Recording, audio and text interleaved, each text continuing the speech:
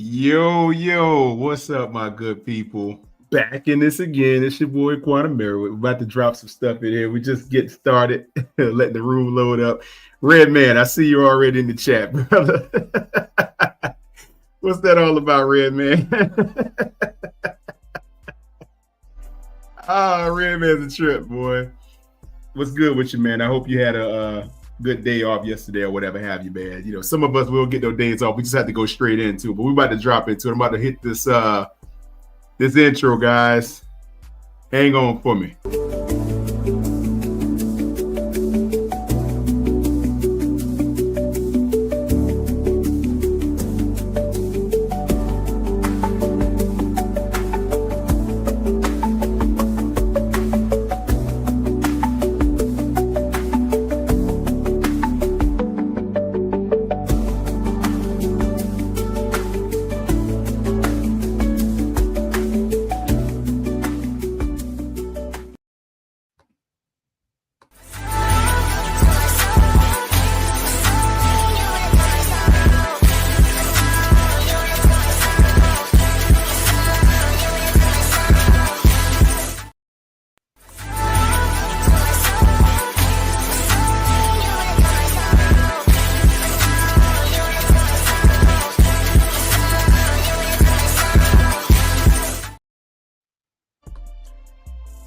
All right, everybody. I don't want my music in the background to drown us out, so I'm going to play it a little bit so everybody can hear it. All right, so we're going to get into some stuff here tonight that I thought would be advantageous to all my lodge members, League of Distinguished Gentlemen. All right, so I spent some time today, thinking about the past week or so, thinking about the past few weeks or so, and I wanted to get away from some of the other stuff that we typically talk about in some of these spaces that we're in, because I feel that you must sharpen all the edges, so to speak. Like, it's real easy to corner one area of the marketplace and then you go neglect it, or you neglect other areas, and you go to a degree or another, the negligence can affect you if you don't pay attention to other areas of your life that you must spend equal amounts of time on in order to sharpen said sword. You got to sharpen the edges, man. You can't be one-dimensional or one-sided in any facet of life. You have to have multiple angles, and you have to be sharp on all of them in order to succeed in life in various different stages of who you are and what you're striving to accomplish. All right. So in this one, I wanted to take the time to talk about men and our self-improvement. I want to talk about style. I want to talk about presentation and access. Okay, you've seen the thumbnail. You guys see what it's all about. And we're going to chop through this, okay? It won't be too long on this live tonight, but I just thought it was still a moment of time. I got some of my other guys on their platforms doing their thing. I'm not trying to take their airtime. I'm not trying to even make a dent in it. Probably won't anyway. But I thought it would be an opportunity to at least address some of the burgeoning areas of, what I believe we should manifest and take advantage of as men. All right.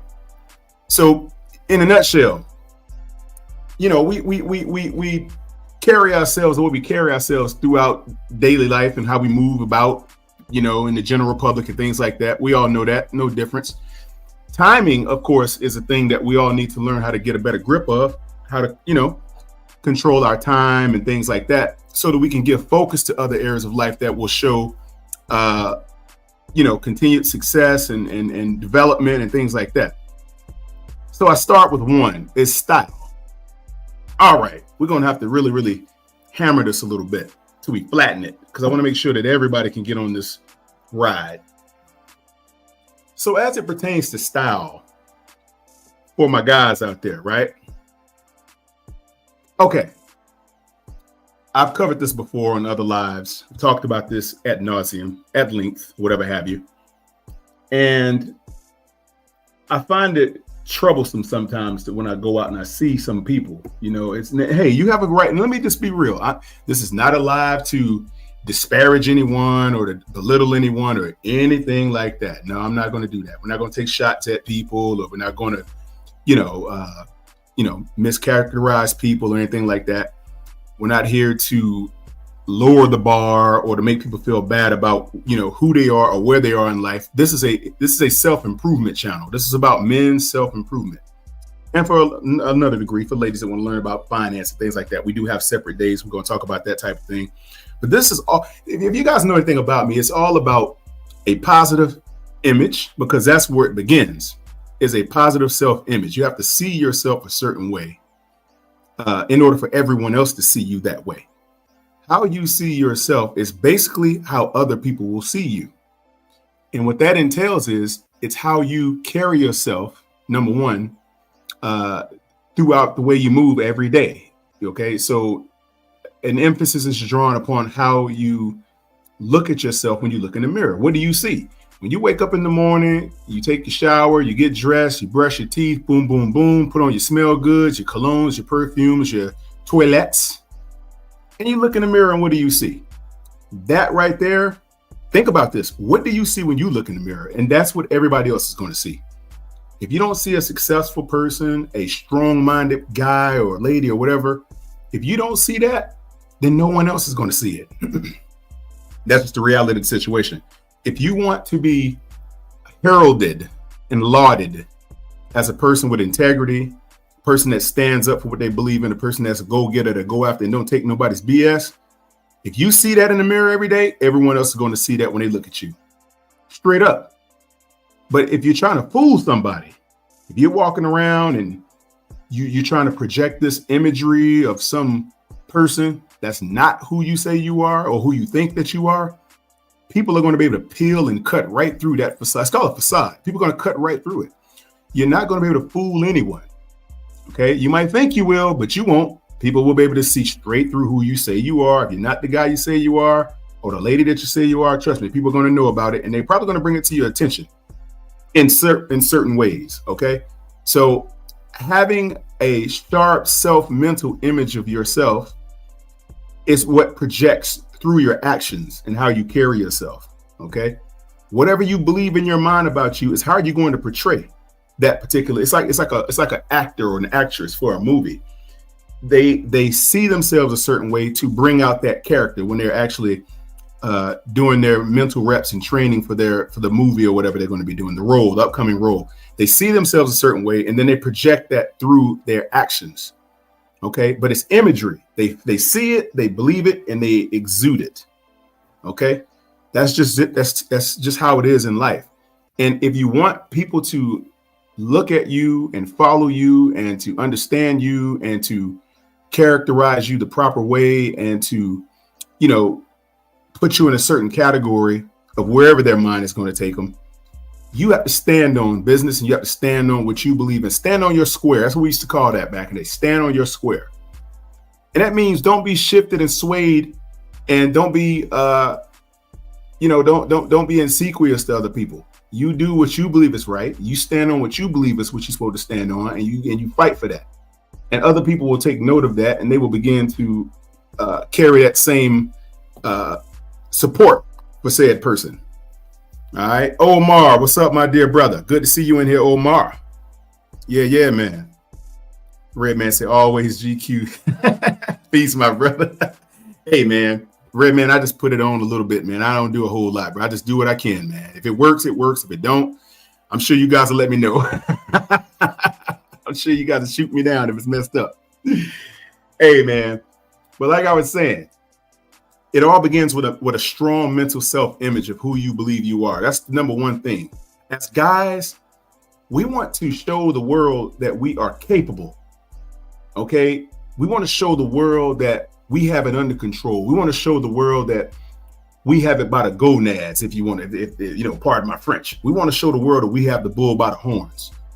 And to do that, you have to portray a certain imagery that you believe, and you can't show that imagery if it's not true within yourself. Otherwise, you live in a lie, and you're going to live a lie, and people are going to figure it out, and they're going to say this dude is full of crap, and they're going to know it.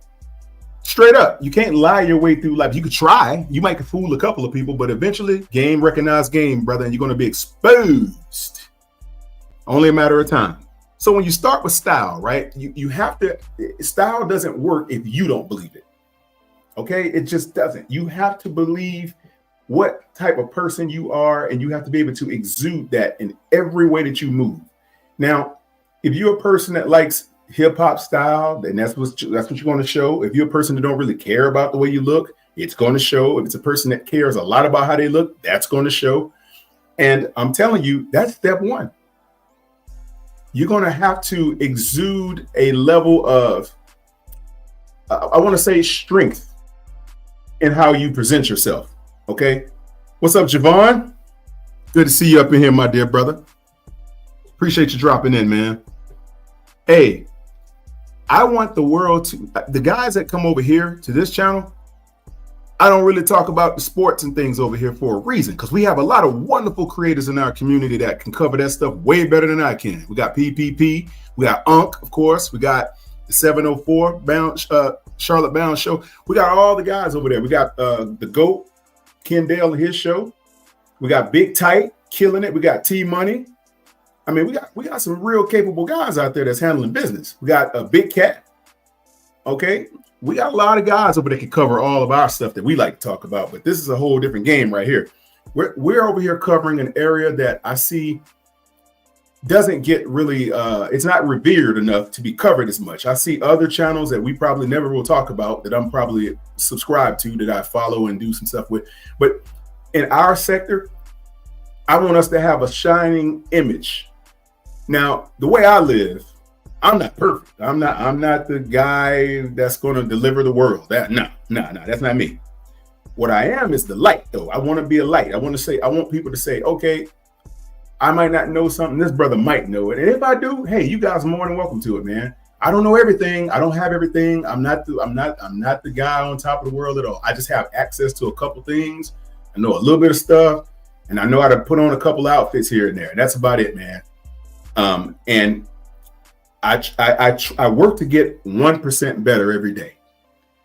It's easy to allow the world to dictate who you are as a person, and it's easy to allow the world to crucify and place you in a box. And I refuse to be one of those people. Okay? I choose to be a guy that's going to stand for something. Like they say, if you don't stand for something, you'll fall for anything. All right? I'm just the guy that's going to stand for something. And I'm going to stand for excellence in everything that I do. And it might not be excellent. Some people might say, oh, that's BS, blah, blah, blah, blah. That's fine. But to me, it's excellent. To me, it's standing for something. To me, it means something. And when the way I walk, the way I look, the way I present myself, it's going to be excellence to me. Now, whether you receive it that way is yet to be determined. I have no control of how you receive what I give you. But I'm going to make sure I'm very, very balanced. And I'm going to make sure that when I attach to certain people, that I only make people's lives better than I'm around. I never, ever bring people's lives down, ever. That's a rule of thumb for me. If people are in my circumference, I'm going to always give them the very best of me, period. And everybody that knows me personally and know me, they know that's the truth. I'm going to give you my best. I'm going to, if I have the resources to prop you to the next level, I don't ask for nothing either. I don't want your money and none of that, unless you want me to perform a service for you, then that's a different story. But if I have game to hand out, I'll hand it out, man. Here you go. Here, this information for you, brother. This will help you to the next level. Boom, take that. You got it. Because I'm here to improve people. I want to see the guys around me look, feel, and move better, and move with improvement, and move with destiny, et cetera, et cetera. You know, these types of things that the people around you will start to gravitate towards. Because I'm about galvanizing people around me. Galvanizing. Boom, boom, boom. I believe in gravitas. And the only way you can improve your gravitas, you have to improve yourself. And then the people around you will improve. But if you notice, if you're a person that's always got negative energy around you, there's always something bad going on around you, you got to look in the mirror.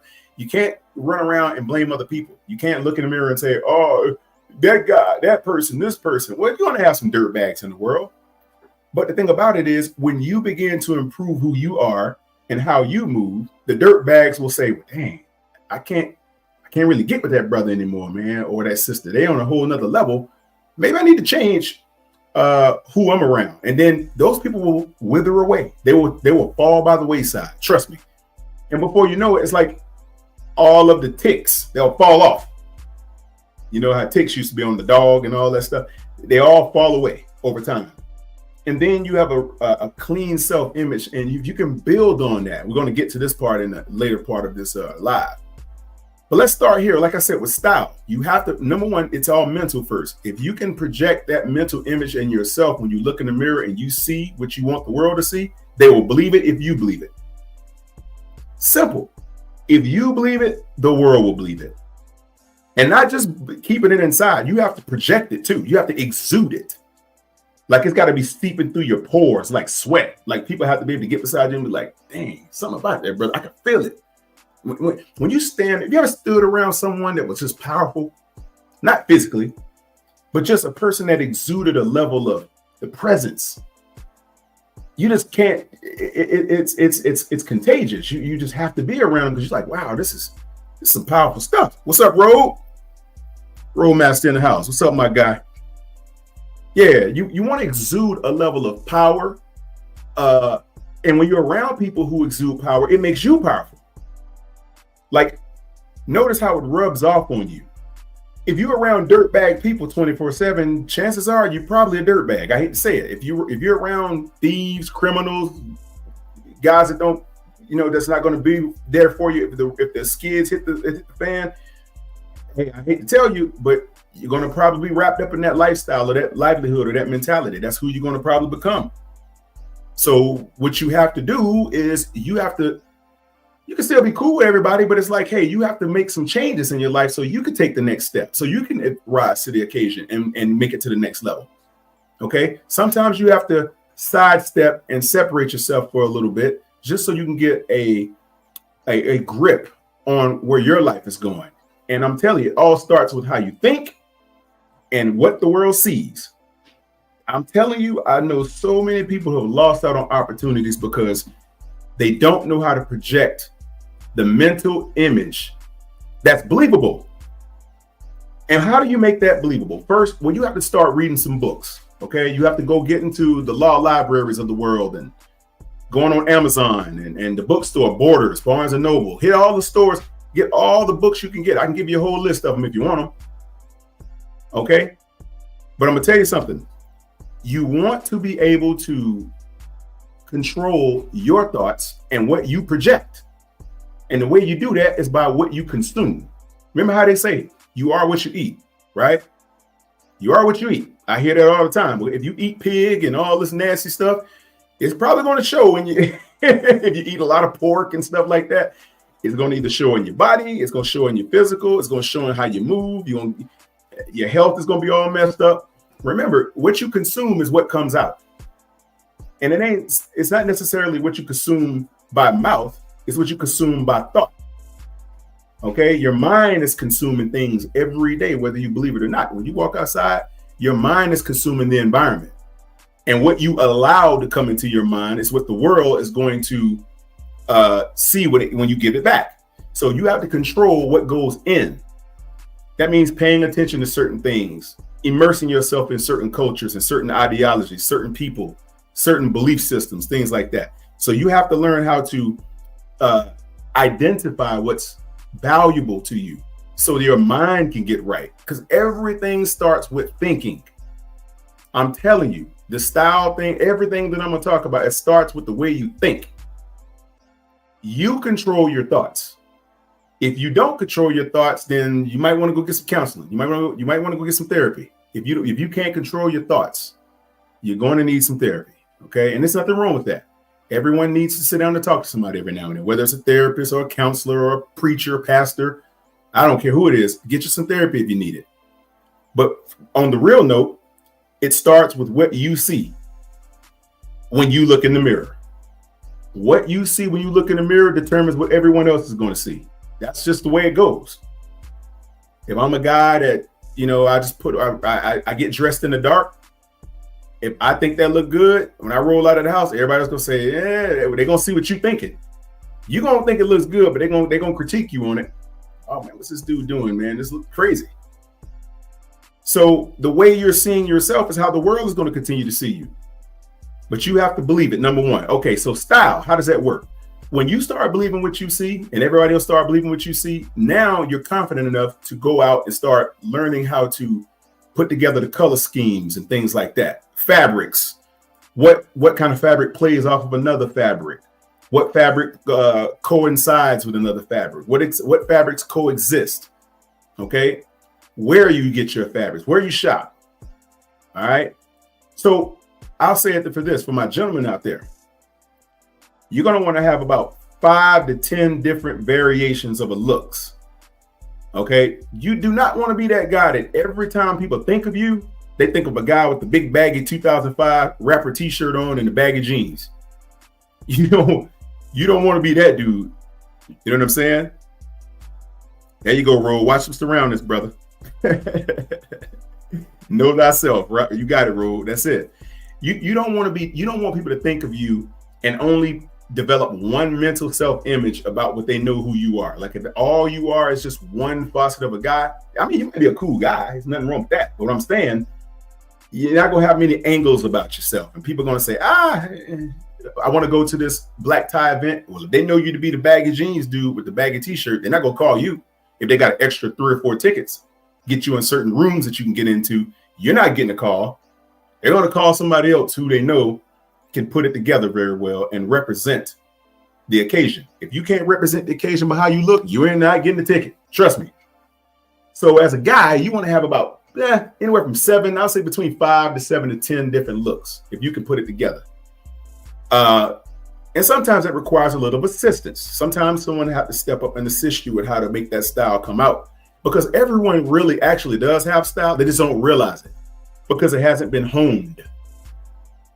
Because if you guys are familiar with how they make samurai swords, I mean, authentic ones in Japan, where they heat treat the metal, they fold the steel with a big hammer, they put it in the quench with oil in it so it doesn't crack. They put it back in the crucible. They hammer it, they fire it till it's hot red. It's red hot. They hammer it again. They fold the steel. They put it back in that thing. The jackhammer flattens it out.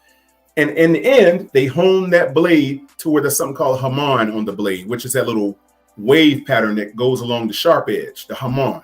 I'm a big samurai sword guy. I have a couple. I got a wakizashi and a katana. But anyway, I digress. Anyhow, they handcraft that blade until it's perfect. They take their time and they whittle off all of the rough edges, and they take their time and they just shape that blade. That's what style is. You can't really put it together in one setting. It's going to take some years to really develop your own system. But after you have a chance to really start developing that system, it starts to come out and it starts to look pretty nice. Let's see. Rose say folk at the beach shop can't tell the difference. Hey, if you buying swords at the beach shop, you already done got it at the wrong place. They do not sell authentic katanas or wakizashis in the beach. I know the stores down there talking about, Road. The stores sell a bunch of 440 stainless steel stuff that'll break the moment you try to hit it on something. Trust me, it's happened before. Or to bend. Anyway, so your style is going to begin with you taking time to hone your own personal edge. You have to figure out what looks good for you, what brings out your personality. Okay, because everybody's going to have a different personality. Some guy can wear this better. Some guy's going to be able to wear that better. Some lady can wear that better. Some other lady can wear that better. It's going to really depend on a lot of things. But number one, it's going to depend upon your personality and how it fits who you are. Because you've heard the term, be comfortable within your own skin.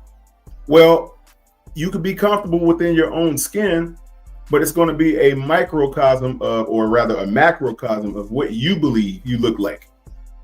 So if you're not a person that likes suits, you go into a suit store and they throw a suit on you, no matter how good you look, the store will tell you look good. You're not going to be feeling it. You're going to be like, I don't like it. I don't know. And the man who saw you said, oh, that looks so good.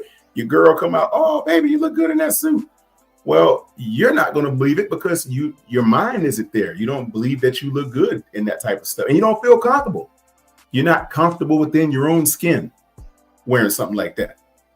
And that's going to work against you to a certain degree. So first you have to develop your mind in order for your style to work. You have to really work on your mind and what you see in yourself. I'm telling you, even I've seen people reverse engineer this process too, and they get it, but it takes a lot longer. Like it's like trying to force a square peg into a round hole. I've seen people do it that way. I've seen people go and they haven't worked on their mental yet, but they get a new job and the manager goes, okay, well, this is a business casual environment, business professional.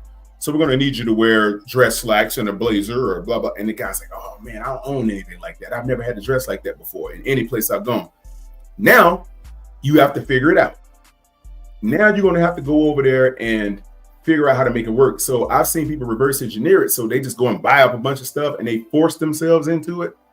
Kind of like forcing yourself into something that doesn't fit. And then eventually it gets comfortable over time, but still it still is not a clean fit, but because you really don't like it, but you're trying to make it work because of the job. And you can tell even then when you put on something nice at the job, the shirt's coming out all sideways and you don't like it. So you're not going to really try to push the fit to make it look like it's supposed to look. So it ain't going to work for you. So it really comes down to what works for you and what you like and what fits your persona. Now, I'll tell you this. If you're going to do this, I like to work from the inside out. I start with the mind first. That's internal. You shape the brain. You start finding out what works for you mentally, and you start seeing what you like, et cetera, et cetera. And then you work yourself down to your physical, like the size that you are. If you're overweight, do your very best to shed a couple pounds, because all it's going to do is make the items and the garments fit better on your skin. It's going to hang better. That's what you guys ever notice why they only like tall models, tall and skinny, to walk the runways and the catwalk and all that stuff. Fashion Week, New York City, Milan, Germany. The reason why Paris, all these places where they have these fashion shows, they like tall, skinny models because the clothes hang differently on them. They hang. They don't want clothes to be all bunched up on their models because it doesn't display the fabric at its highest intensity. So when people are walking and they all bunched up with this stuff, it looks like it looks terrible. The fabric is not designed to be bunched up. It's designed to be form fitting and free fitting against your body. So that's why, and you don't have to be tall. It just looks good on the runway. Well, that's why they want them tall. But you could put a 5'5" person on the runway and you still look good if the clothes fit. If they're tailored for that person, they still look good. The taller they are, the better they look walking. That's all it is. But at the end of the day, you have to get your body intact. Like you have to do the workouts and you have to be willing to go to the gym and do the push-ups and all this stuff at home. Okay. You want to be able to slim down so that these garments will lay on your body like your girl at night. All right. Your suit jacket needs to lay on your body like your girl lays on your chest at night, guys. Okay. That's how it has to happen. You have to be able to have your items or your garments form fitting, which means you have to get some items tailored. Okay. Now it's okay to go shop off the rack. Nothing wrong with that. I've done it. There's nothing wrong with shopping off the rack. Now it's not going to be your very best fit, but it's not going to be bad if you go get it tailored. I've seen people buy suits off the rack. It's all good. But you can't just buy it off the rack and then put it on and go to church with it like that. It's just not going to work, man. You can't throw on a suit off the rack. You must get it tailored, okay? Now, it's not going to be a custom cut, but it's going to be the closest thing to a custom cut that you probably can get, and it's not going to be crazy expensive. Okay, you might be looking at a few $100, a couple $100, but I got places that'll give you a custom suit for about $300 or $400. But if you walking in Burlington Coat Factory or any of these discount places for a suit, they got them. They have stuff in there that you can throw on, guys. But you're going to have to get it tailored, okay? Do not go in there and buy something and then throw it on and go and walk out with it like that. No, man, you can't do that. You're going to have to tailor whatever you buy off of a rack. Now, whether they have to take it in or let it out, or let out the arms, let out the back around the bust, they have to let the pant legs out so they can cut them, or they can hem them the proper way to fit right on the, it's called a full break on your pant, on your shoe. So it hits the vamp of your shoe properly. It doesn't look like you're wearing something crazy. Sometimes it's going to 100% of the time. If you buy off guys, let me just say it this way, but I'll tell you this way. No, whatever you buy, get it tailored. Okay, period. I don't give a crap where you buy it from. Get it tailored. And it only cost you about 25 or 30 bucks anyway. But get it tailored. Don't go and buy anything that's too big or too small for you. You have to go and get it fitted. And if you're buying it off the rack, you can get it tailored where it'll look a lot better. Now, it's not, like I said, it's not shaped specifically for your body. It's not tailored specifically for you. But your seamstress or your tailor can take out areas of the jacket and the pants and pleats and all this good stuff to make the items fit you better. Okay. And that'll work. You can get by with that, especially if it's going to be an everyday suit. Like if you work at a department store, like at Belk's or Macy's or Bloomingdale's or Neiman Marcus, something like that. And you have to wear like a business professional. A lot of those places in the mall, those high-end malls like South Park Mall, you have to wear business professional if you work in a store. Sometimes they're going to make you wear something presentable. That's going to be not jeans and a t-shirt. You're not going to be casual, like Casual Friday. It's going to be Monday through Friday or Monday through Thursday, because Casual Friday is usually on Friday. Monday through Thursday, you're going to have to wear a blazer, some type of suit jacket, pair of slacks, pair of chinos, something like that. Some type of button-down shirt with a double barrel cuff. Maybe a French cuff shirt, something like that. I don't know. Depends on the place. But whatever it is, okay, they're going to require you to look the part when you come in there. Now, this means you're going to have to get it tailored. All right? You're going to have to get the item tailored, which is for your benefit. Now, before you get it tailored, I recommend that you lose pounds in the problem areas. And that's, for most guys, it's going to be the abdomen. Because for most guys, that's where you're going to gain the most weight first. It's going to be around your waist. It's going to be your thighs. Okay, your hips. Guys, we do get big in the hips if you're not careful. Okay, so you're going to have to do a lot of hip thrust exercises. Okay, you're going to have to do a lot of lunges and stuff like that. A lot of these exercises will get you straight. Or you can come to our gym, Purple Now, get a fitness in. We'll get you straight. But anyway, you're going to want to, and then your shoulders, guys, right around the back of your shoulder blades, that tends to carry a lot of excess stored fat. You got to burn that out, okay? The back of your triceps is extra stored fat. There are places around your neck, your triceps, your deltoids. All right, all these spots, you're going to have to chisel that stuff off, okay? Just burn it all off, man. So that when you do go and get a suit off the rack, you have a much better chance of that fitting properly. It's going to be more form-fitting. It's going to coincide with your physique a lot better. And you're going to be able to pretty much get into anything in the store if you are in the proper shape. Now, the average man, they say, is between 5'8" and 5'9". That's the average male in America, 5'8" to 5'9", 159 or 162 pounds or something like that. That's what they say. These are the numbers. I didn't make them up. If you can get around that size, if that is your size as a minimum for an average guy, you can pretty much get away with about anything if you get it tailored off the rack. Okay? But, if you're 5'8" or 5'9" and you're 235, unless you're Maurice Jones-Drew and you know how to tote the rock, it's not going to look right, man. You're going to have to shed that dead weight. You're going to have to do those squats and squat jacks and planks, Bulgarian lunges, Olympic rings, all of that. You're going to have to do all of that. You're going to need to burn this excess weight to fit into the garments that will make you look like a champion. When you walk around, you want to look like the champ when he's not in a fight. You want to look like the guy that everybody wants to be around, or the lady that everyone wants to be around. You're going to want to look that part, and it's going to start with your style Now, once you get in a perfect shape and you're able to go to the store and you can talk to the people and they get you tailor fitted, even off the rack, you'll look good. Trust me, there's some spots off the rack, you'll be straight. Like Macy's, man. I'm gonna tell y'all straight up. Y'all go to Macy's. Like, I don't know which cities you guys live in. A lot of you, I know what some of you live at, but some of you guys, if you are like a Macy's, go, and they always have discounts, man. I never buy anything full price. Never.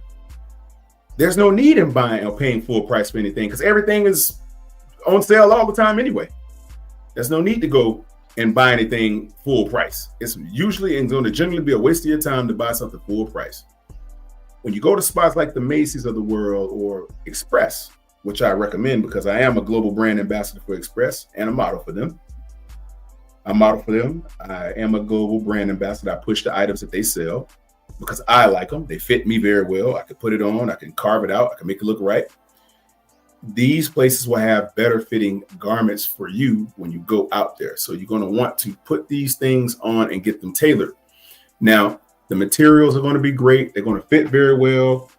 They're going to lay very well on your body, et cetera, et cetera, et cetera. What Rose say? Rose said, Quarto, I got the opposite issue. I can't gain weight. You have what they call as a high metabolism, my good brother. You say 180 was on a bulk program. Your natural weight is 140. How tall are you, Rose? What's your height, brother? Because you might be ideal for where you are. You might be at the right size.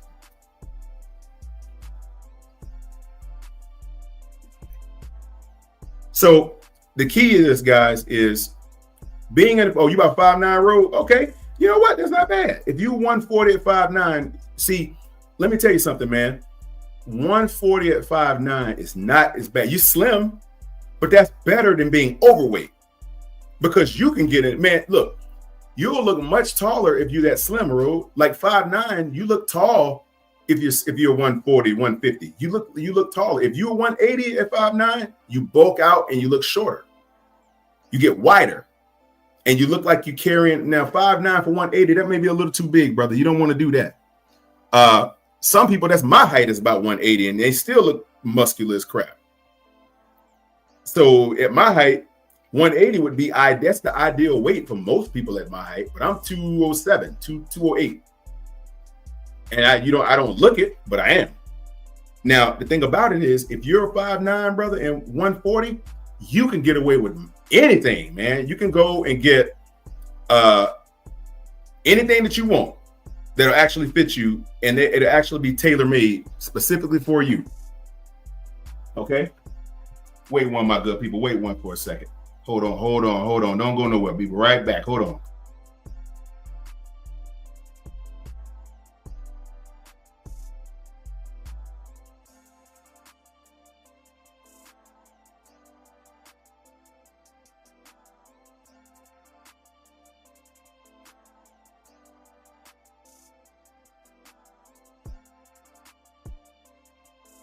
All right, sorry about that, everybody. Okay. So, yeah, people think you're 6 feet. See, that's what I'm talking about, Rube. See, you look tall when you're slim, man. I'm telling you, like muscle and stuff like that, it really will start to it'll start to affect you, man. Like in a I'm not gonna say a negative way. Make sure y'all like, share, and subscribe for me, all right? But in a negative way, it's not going to affect you to the degree that you don't look like you're in good shape or you look anorexic or anything like that. But in a positive way, you don't look overweight. So if you're that size, you can get pretty much everything fits you. And hey man, I learned something too. Watch this, Roadmaster. At 140, 150, at 5'9", your tailoring costs are much cheaper. Yeah. If you're overweight and they have to tailor the stuff for you, they charge you more because it's more work.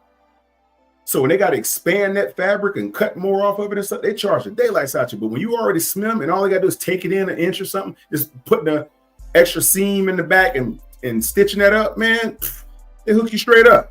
Javon, you 5'9", 160?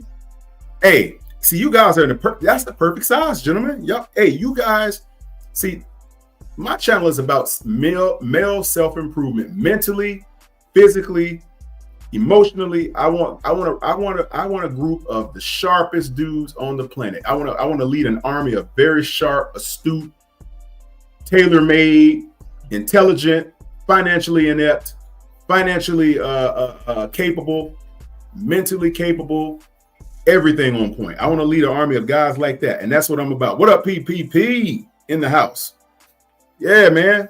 See, I want an army of guys who are the epitome of what everyone in the world should strive to look like, be like, feel like, and act like. That's the whole point of what I do, because that's the kind of guys I like to surround myself with. Powerful men in the room.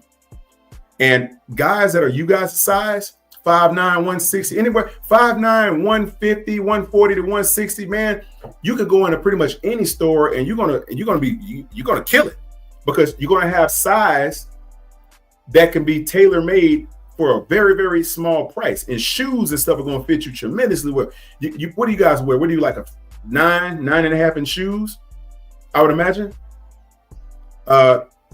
Let me tell you something, man. When I go in the store, it's hard for me to find the stuff I want, because I'm above average in height for my size, and it's like it's hit and miss for me, man. And I don't have a little foot, man. I wear 11.5 in dress shoes, 12 in sneakers. It's the Bigfoot brothers always get screwed, man.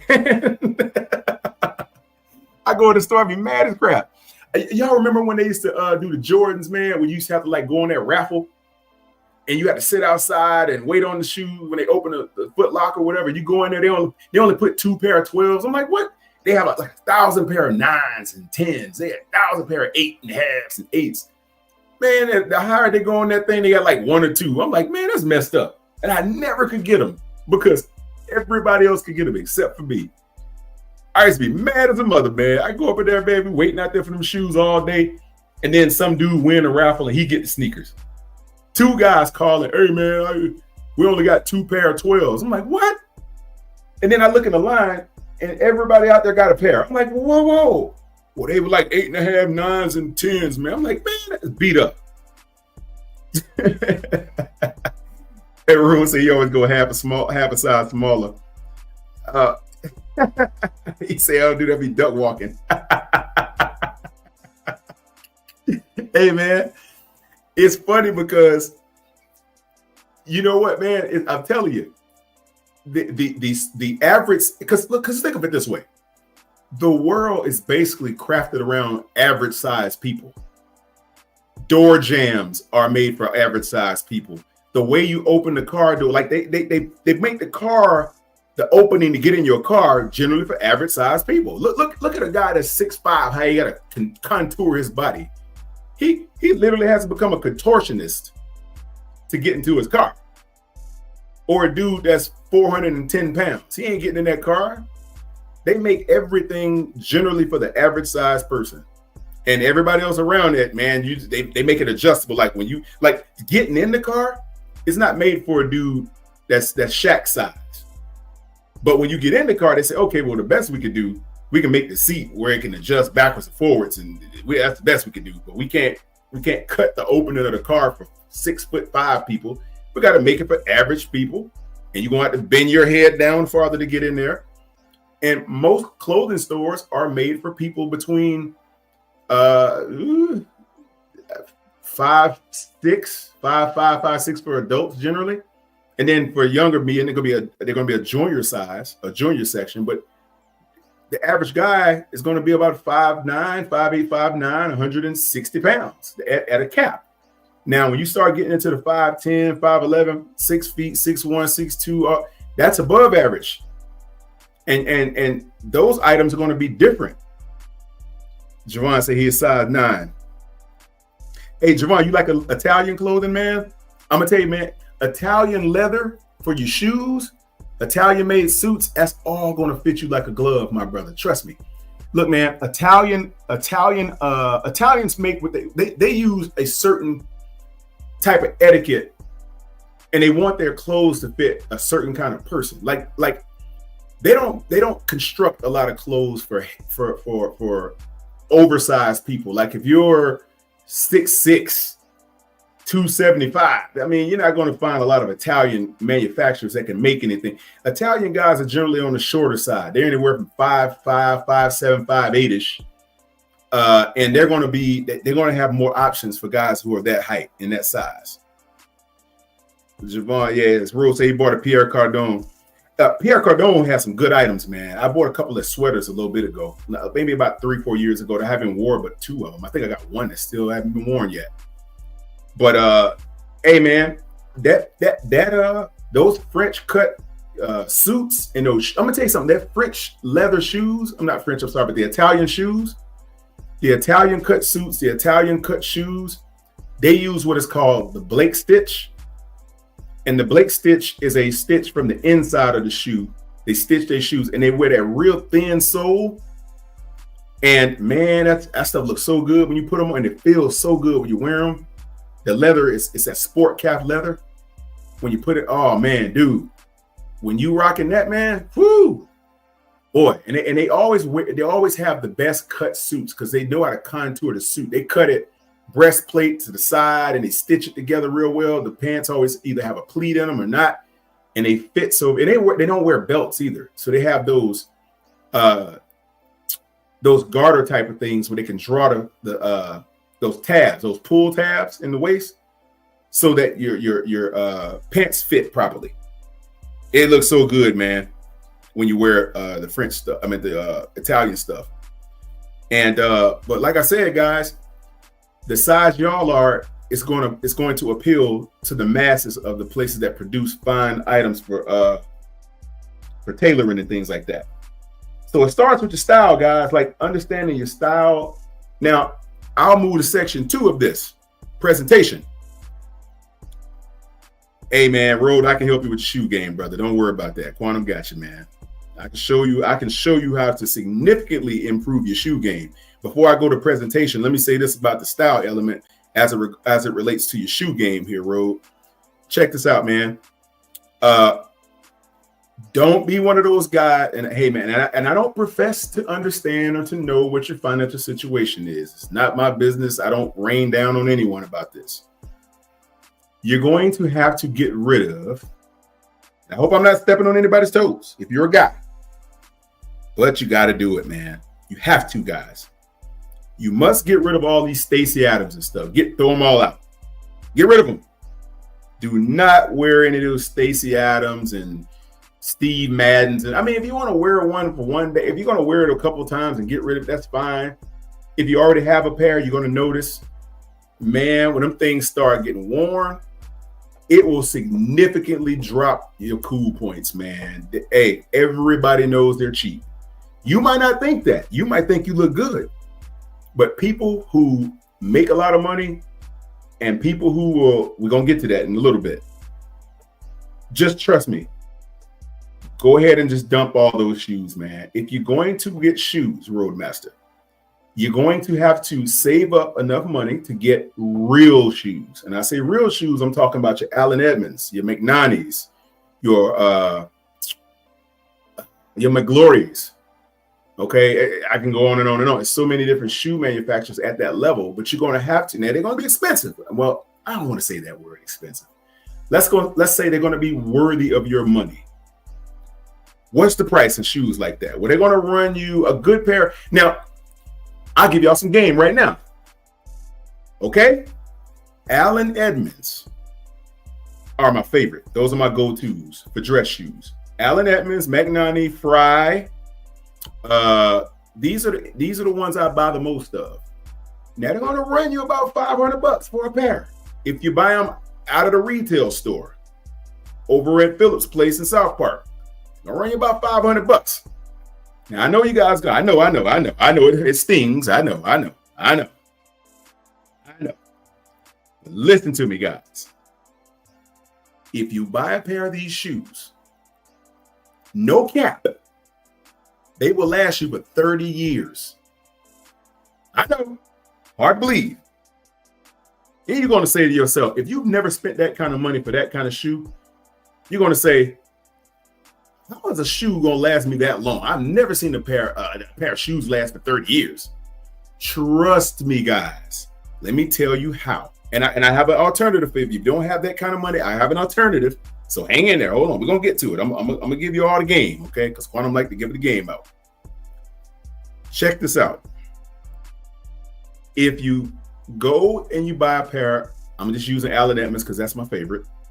If you buy a pair of those, it may cost you anywhere from $200 to about $500. The reason why it's worth it is, number one, the leather quality. That's number one. You can have a pair of Allen Edmonds shoes. Look at some of the photos I got, guys. Matter of fact, let me do it like this. Hold up. I got y'all. Hold on a second. Stay with me, guys. Stay with me. We're gonna do this. Hold up a second.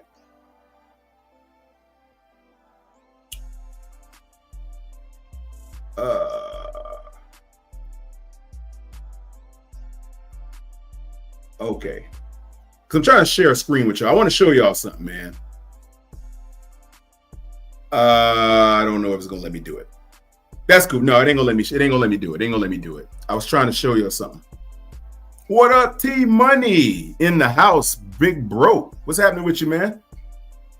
Glad you're in here, T Money. We going over some things, brother. We about to get fly. That's the whole point of this live. Is I want to build the community of fly brothers through and through, financially, mentally, physically, self-defense, money, assets, protected, wardrobe, travel, luxury. That's what I'm aiming to do here tonight. That's what we're going to do. We're going to put all our guys in a position to be the big time. You know what I'm saying? So Allen Edmonds, guys, you must get at least one pair of very expensive shoes. And now let me tell you why you want to do this. Number one, the leather quality is going to be unmatched. They don't produce, there's hardly any providers of shoes out there or manufacturers that make quality leather like Allen Edmonds. And they're an old company. They've been around since like the early 1900s or something. It's old, probably older than that. Can't remember how old they've been around, but they've been around for a long time. They don't use mall leather. I know how that sounds. So let me explain. They don't use mall leather. Like you go into Dillard's or Macy's or JCPenney if you still have one, or Belk's if you have it. You don't buy no shoes out of there, man, because they're going to be cheap leather. And when I say they look good when they're new, everything looks good when it's new. A Ford Festiva looks good when it's brand new. When you drive it for about a year, and it's going to look like, what the heck did I buy that for? For real. So I'm going to show y'all something. They use, Allen Edmonds that is, they use the highest cut of the calf or the cow. Watch this. They don't make shoes from an old cow. They don't. When they slaughter cows and we get the beef and we eat cheeseburgers and ribs, they don't take the regular side of the leather or the hide that everybody else uses. Like you take Steve Madden, you take Stacey Adams. They're going to use the cheap cut of the hide that was sold to them when the cow passed away. And let me show you something. The upper half of the cow where its shoulder is to the underbelly, all the way up to his neck. That is what it's called. And you guys so know I'm going to refer to this as genuine leather. You've seen that on a lot of stuff. On your belts, your raggedy leather coats, your shoes that you probably got in your closet right now, the ones you have in there, it may say genuine leather somewhere in there, or made with genuine leather on the toe, on the tongue. If you open the shoe up, look on the tongue, it'll say made with genuine leather. Genuine leather is the cheapest leather you can buy. It's the same cheap leather they put on all sneakers, all your Jordans and all that. That's genuine leather. They cheap leather, man. They tear real easy. It's just not good leather. It's matted leather. They form fit that leather with a machine most times to where they just blend it all together and they seal it up and they make whatever product out of it.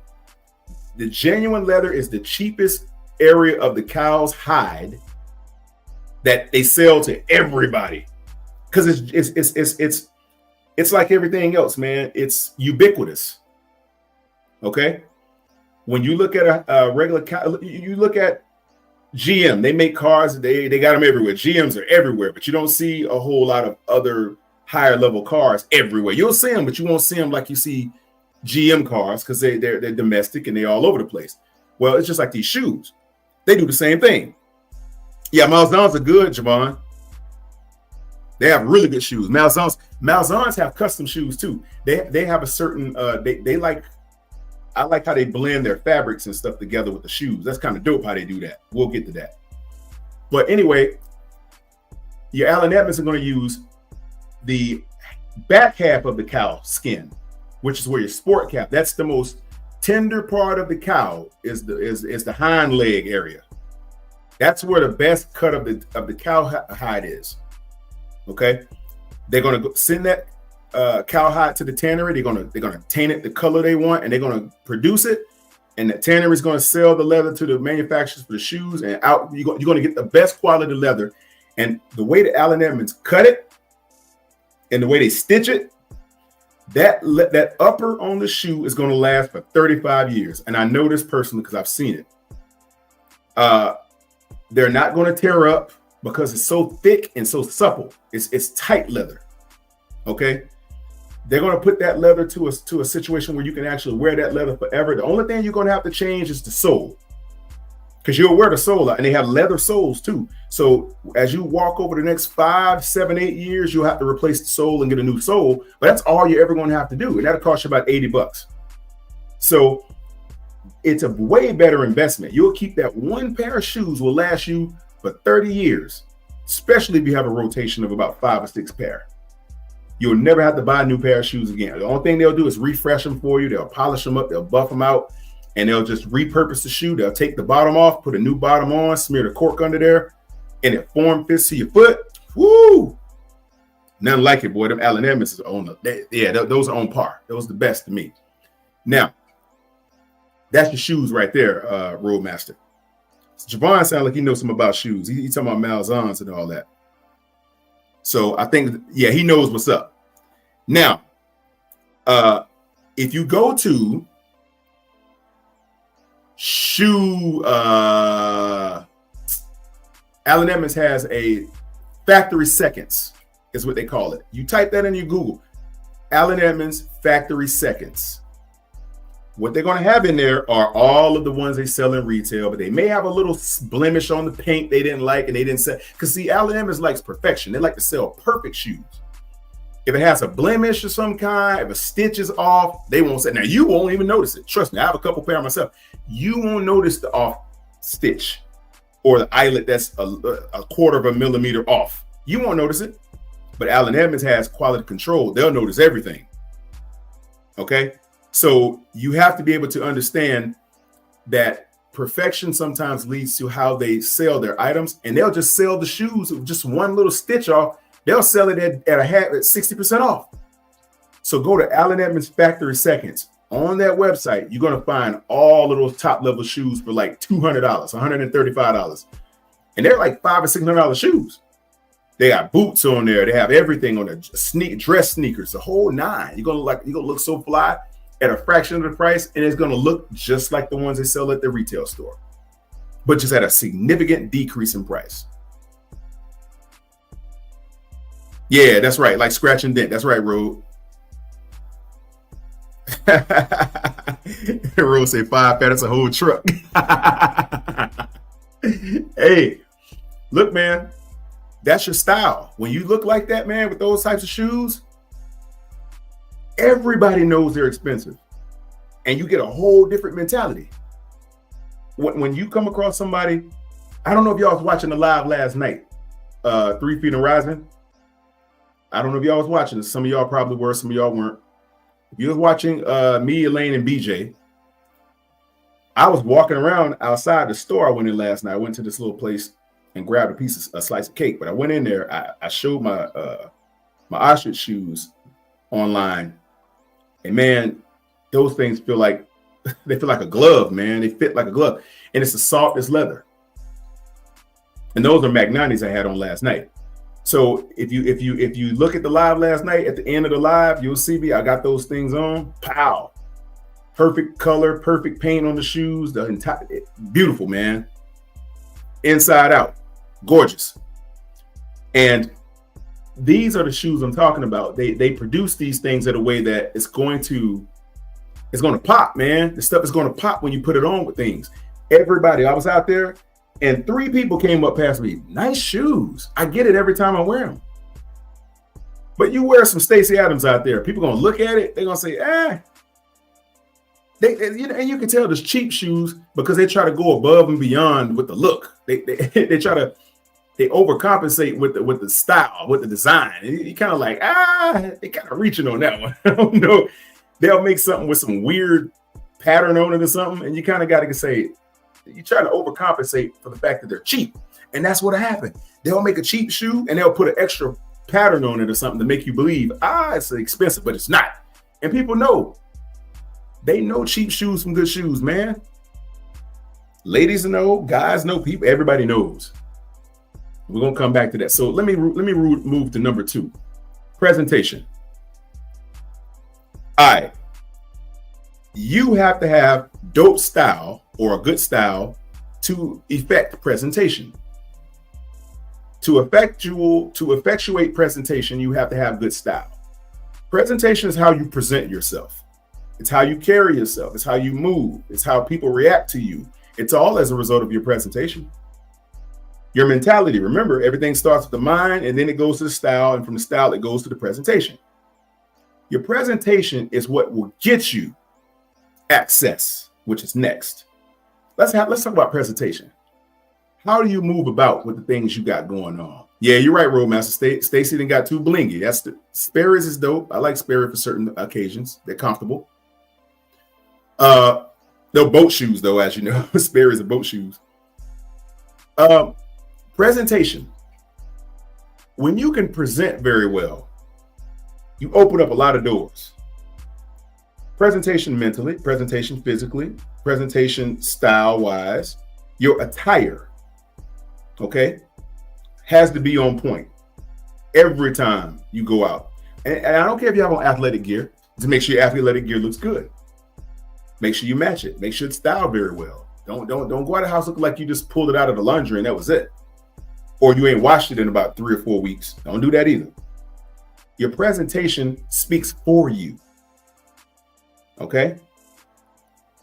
Your presentation is what speaks for you. When you're walking somewhere, you get way more reciprocation from people when you look the part. When you present very well, people will come up to you and say, yo, that's a dope outfit, man. Those are dope shoes. Where you get that coat from, brother? That's presentation. And I ain't said a word. I haven't said one word. They just look at you and they approach you because they like the way that in order to put together a good outfit, your mind has to be there. Or you have to have a real good stylist. Either way, it's going to cost money. Either you got the money or you got the stylist or you have the mindset. You're going to have one or the other. And they know that's the kind of person that they want to be in conversation with, which is why they approach you. When you look the part, that opens up so many doors, man. You have to understand that. You have to be cognizant of the fact that your presentation is what's opening doors for you. When you walking around town and someone sees you, they say, oh, that dude, man, that dude is sharp, man. Hey, yo, I like that outfit, man. How you put that together? Of course, you're going to get ladies that'll say stuff to you, which is cool. But at the end of the day, it's like how you put that together. How do you how do you style that outfit so that you present your very best self everywhere you go? Okay. Yeah. Javon, say, Calzoleria Toscano. Like that. I'm not familiar with their shoes. I'm going to check them out. That's a new one for me. Javon, I'm about to look into that. Rose say, Quarter, you swole. Rose, you crazy. Rose say, us skinny MFs need help trying to put a sport jacket with the jeans. Rose is funny, man. No, you don't. Rose, we're gonna get together, Rose, in person, man, soon. We don't live far from one another, so we're going to get together, brother. We're supposed to have lunch one day. Remember that? I don't think we ever had a chance to get up. But check it out, man. You actually don't need as much help as you think. Well, I can put you together. I can hook you up, bro. It's easy. I can take you and straighten you out. I'll show you what to do, and then you'll kind of develop, the whole thing going after that, man. I'll put you in the right places, and you'll go up in there, and we'll form fit you. We'll get you straight, and you'll see what I'm talking about. And I got a place right now. You get the very best sport coats. I wouldn't go anywhere but this place, specifically if it's your size, because the tailoring is going to be dirt cheap. You're talking $14, $18. Crap like that. There you go, Roadmaster. Boardwalk Village. That's where we're supposed to win. Get that BFF combo. That thing's slamming. Anywho, so think about it, man. Smaller guys can put their stuff together. The sport coat look, you just got to find that the tweed jackets work better for you. The plaids, the tweeds, the polyester or the wool cut blends. I don't know. I have a lot of them, and it really depends on what contours your body, and then you have to get the right one for the right season. Matter of fact, you need to get one for every season, because there's a real thin tweed one that works very well in the summer. Then you have your seersucker for the summertime because it's thin. You don't want to go straight wool in the summer, man. You have to be hot in the mother. You can wear wool right now, but as it cools off, as it heats up a little bit, man, you want to go with a linen. Like, they got good linen ones out there, bro. The linen ones are off the chain. So your presentation is going to feed into your style. They go hand in hand. Your style feeds into the presentation, and that's how you present. You're gonna be able to attract a lot of people that mean you well if your presentation is on point. People that you normally would not even talk to. And I'm saying this because I want the right people to approach you guys, man. I want the right people to walk up to you and be like, yo, now I'm gonna show you something. You can have on a sweatsuit, a Nike sweatsuit, and you could be standing right next to a Fortune 500 CEO at the mall, and you wouldn't even know it. There's a video out there that showed, who was that, man? I can't remember which CEO that was. Tim Cook. He walked in a little place, a little barbecue place with a bunch of people, with about 8, 9 people to eat some food, and he just looked like everybody, and you wouldn't even know who he was. And that's what I'm saying. You'll be next to people who ring the bell on Wall Street in the mornings at 8 o'clock, and you won't even know who they are. And if you do happen to run across these people and you're standing next to them and you're wearing something that looks like everybody could wear it, they might say hello to you. They might have a conversation with you, but I can assure you one thing, they're not going to take you seriously by looking at you. They're going to look at you and say, just a guy that just went to the gym or something. And they're not going to treat you bad. They're just going to not really have that type of conversation with you. And it may be nothing more than, hey, man, what you get? The bacon, egg, and cheese sandwich this morning up here? You standing in line to order your food? What you get? Hot coffee? They might ask you something about the menu. Have you ever eaten here before? It's going to be something very much, but they definitely not going to say, hey, man, so what do you think about the S&P 500 this morning? What do you think about that? They're not going to spark up that type of the discussion with you if you look like that. Not going to happen. But I guarantee you, Road, if you pull up in there with a tweed sport coat and some fine cut denim jeans and a pair of Allen Edmonds shoes, they definitely going to say something to you. They may say, hey, well, let me ask you a question. Do you happen to know anything? Have you come across the new trades? Have you watching the S&P? Did Apple stock dip? Or did Tesla rise overnight? Or whatever have you? And they may have that conversation with you because you look like you might know something about that. See, it's all about what you see. You can't talk to everybody but everybody if you're out in public, everybody will see you who are in your circumference, but everybody won't talk to you. See, that's what I'm trying to impress upon you guys. You will come across hundreds of people every day by just walking around and being out in town. You might, if you walking around uptown somewhere, you might walk past 300 people at lunch hour. Okay. Now, not all of them are going to speak to you, but they're definitely going to see you if you walk past them. See where I'm going with this? But if you present very well with your appearance, they're going to say, If they happen to be standing somewhere and you're nearby, they're going to have a different type of discussion with you. The dialogue is going to be drastically different. Trust me, it happens to me every day. I've had days where I go out with, just dressed down. I might have a conversation if they overhear me talking to somebody or something. They say, "Oh, this guy's might know something," and then we'll talk. But it's definitely not because of what I have on. That's for sure. Because I look like the average dude from the hood, so they may underestimate me and say, that dude don't know anything, and they may just look at you and just walk right past you. It's happened to me before. But I go to the same neighborhood, the same store, the same place, and I change my wardrobe up a little bit, and boom, we having a whole different discussion. That's your presentation, which leads me to the next point. Access. Your style leads to your presentation. Your presentation feeds to the access. That's what opens the door to access is your presentation. Because now they're talking to you about things they wouldn't talk to you about if you don't look the part and sound the part. Looking the part is your style. Presentation is the way you present yourself, and it's going to be the way you speak or whatever have you, coupled with the way you look. That's your presentation, which ultimately leads to your access to whatever place or whatever thing they want to talk to you about. Now, let me get real deep on this access thing for a second. When I say access, I'm talking about access to information, access to relationships, access to Rolodex, access to events, access to certain friend groups, access to certain places, access to certain rooms, access to certain clubs and things like that. You don't get that if you don't present well, you don't look the part. I'm telling you now, you don't. You do not. You don't have access, okay? And if you happen to stumble across an opportunity with some access, if you can't speak to certain languages and look the certain part, they're not going to want you in certain places. It's just it's what it's going to be. I'm talking about places where the decision makers of the world are. People who move the needle.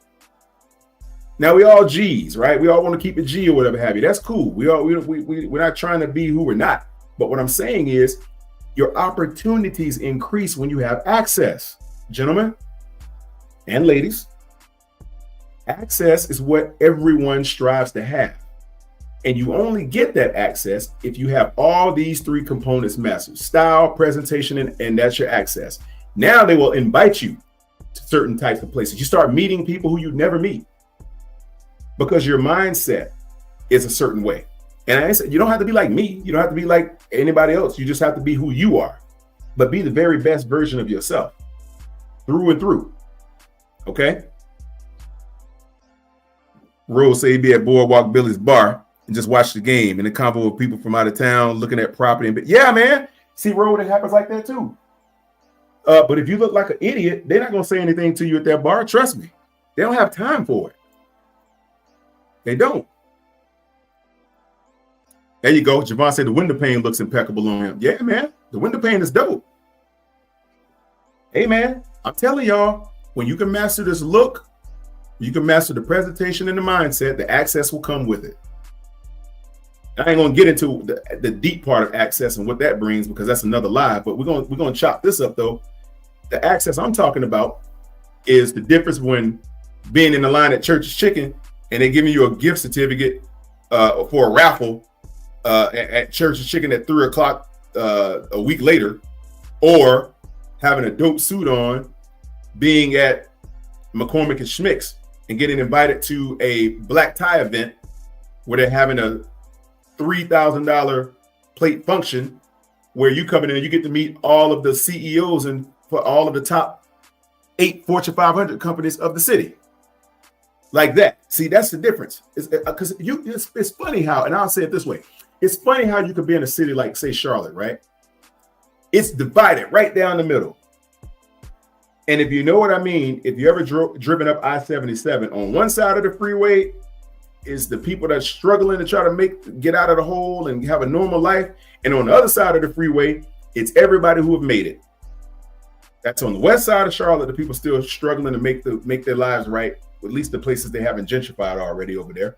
But for the most part, the people on the right side of the freeway heading south on I-77, they're still trying to find a way to survive. The people on the left side of the freeway have all made a lot of money. They're Fortune 500 company CEOs. They're trust fund babies. They're hedge fund managers, blah, blah, blah. They're city council members, mayors, etc. That's what's on the left side of the freeway. And I'm trying to get you guys on the left side of the freeway if you're not already there, because that's where opportunity is. It's cool to venture into the right side of the freeway on the west side, but if you want to succeed and have your life elevate, you're going to have to get on the left side of the freeway. That's your access, gentlemen. The access is what you are needing in order to put yourself in a position where you can actually have a long life. Okay, a life of prestige, a life of means. You've heard of it, the haves and the have-nots. You don't want to be the have-not, you want to be the have. Okay, you want to be that guy, and you have to develop your skill sets too, so you can actually have something to talk about in these rooms when you get in there. Man, let me tell y'all something. I've been in rooms, man, that will make your head spin. I've been in there with Fortune 500 CEOs. I've been in rooms with sheiks, multi-million. I have friends that, yeah. I got people, guys. So I'll just say it that way. I know personally guys that are multi-million dollar crypto funds managers, crypto portfolio managers, guys that just run crazy millions of dollars. I know these people personally. I can call them up on the phone. And the funny thing about it is they have different types of conversations. They don't talk about the things that average people talk about. Us average guys, we don't like. I'm gonna be honest. I have all types of conversations with everybody. I have lower conversations, lower vibration stuff, like on the Discord. we just get nuts over there. And then on the other stuff, I can have a conversation about oil trading, or futures, or stocks, or crypto, or private financial institutions overseas, international structured finance. I can have all kind, and I'm thankful I can have the, the range that I personally have is pretty good, I would think. So, but that's what I'm looking for everybody else to get in the ability to do. We have to put ourselves in position to have the level of success, everybody. I rambled for a little bit. I'm gonna let you. I'm gonna drop a link, man. If anybody want to come up here and have a conversation about this stuff, y'all want to talk about it. Y'all want to share any insight. I might have missed something. I might have missed an outfit or something you guys might want to talk about. Links in the chat. Anybody want to jump up here and say something? Links in the chat. Come on up here and holler at your boy Quantum if you want it. We'll chop it up a little bit. We'll talk about a couple things.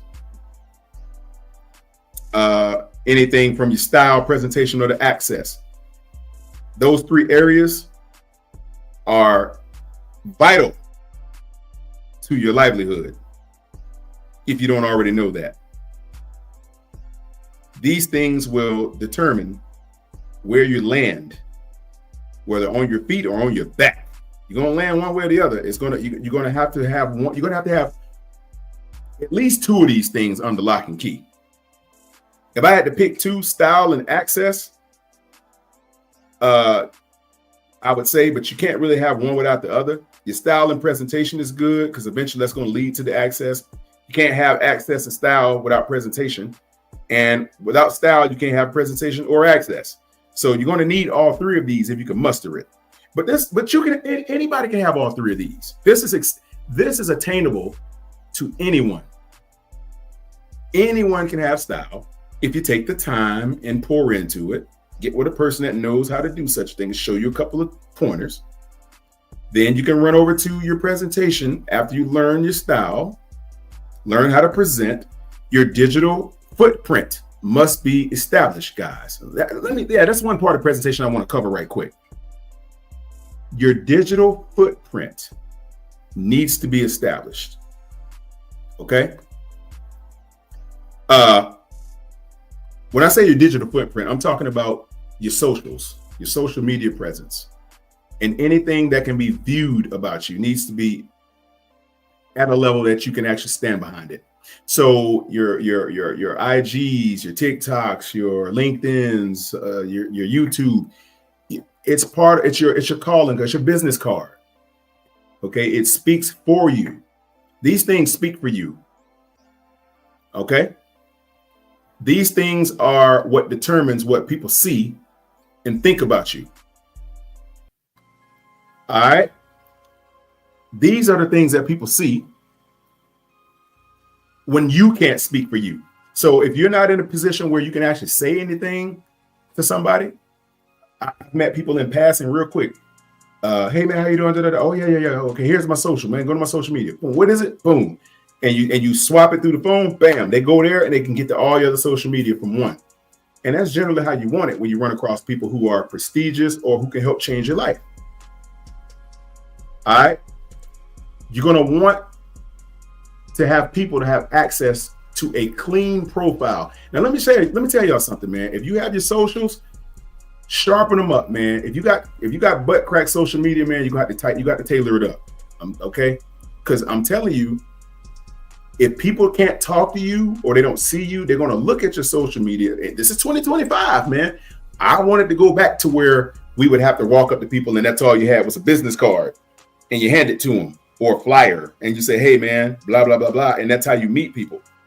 But not today. Everybody is connected.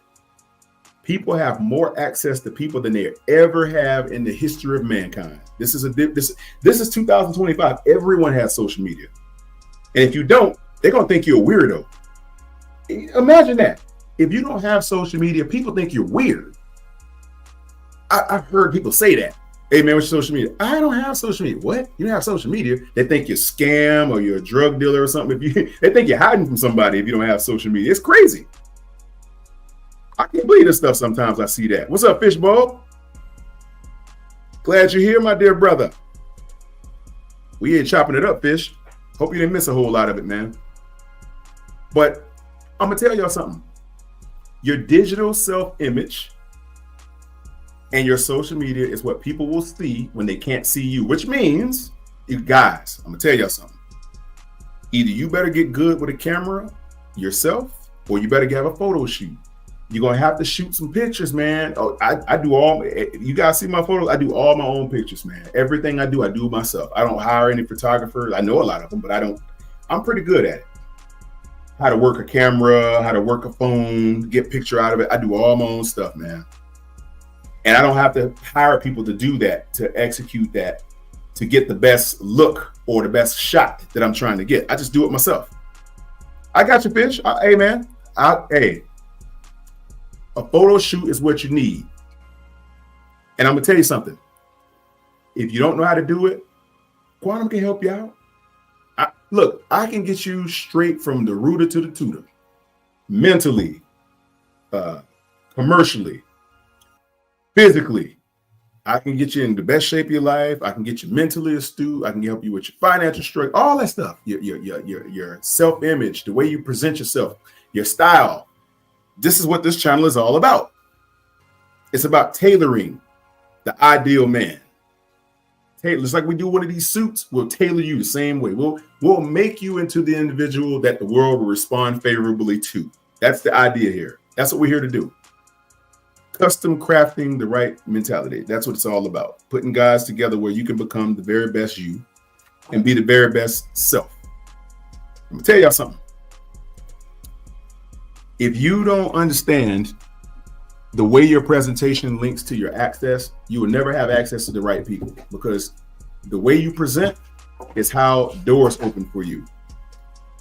The way you look is how doors will open for you. The way you speak, the way you endear yourself to people is how the world will respond to you. All right? You got to get a photo shoot. You got to get some good photos. Because if you're not around where people can't speak to you, okay, let's say it this way. Everybody in the chat, go to your IG right now and look at it. We're gonna have a little crash course right now. Open up your IG, go to it. If you got TikTok, go there too. Whatever you use. If you use Facebook, whatever you use, go to it. Whatever that is. And I want you to do something. Go to mine. I want y'all to look at my IG.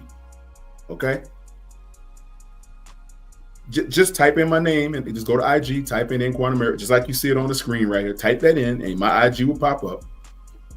And if you follow me, I'll follow you back because my page is private.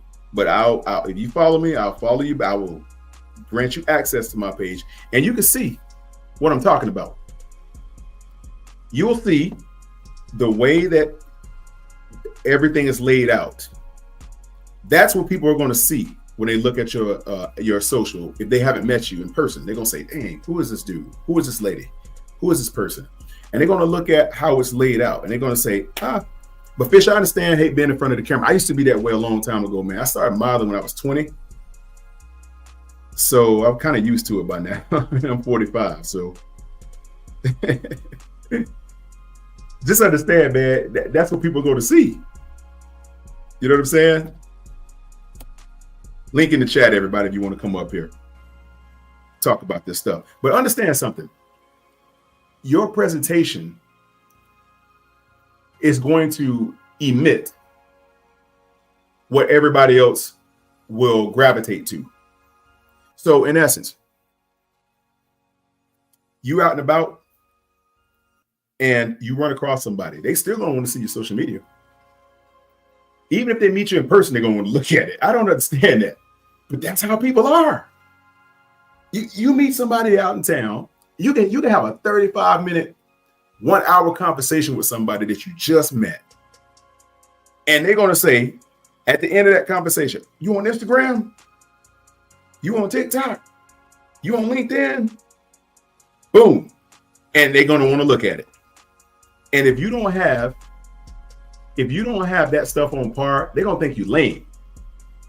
I'm telling y'all, man, if your stuff don't look the part, they're going to think you lame. You got to tighten up your social media, guys. For a small fee, I'll help you put your social media together. It's going to take some time. But for a small fee, a user fee, just to spend time and show you how to do it, I'll put your stuff in where it will actually shine. I'll do it for you. I'll show you how to do it, or I'll do it for. I'll even do a photo shoot for you.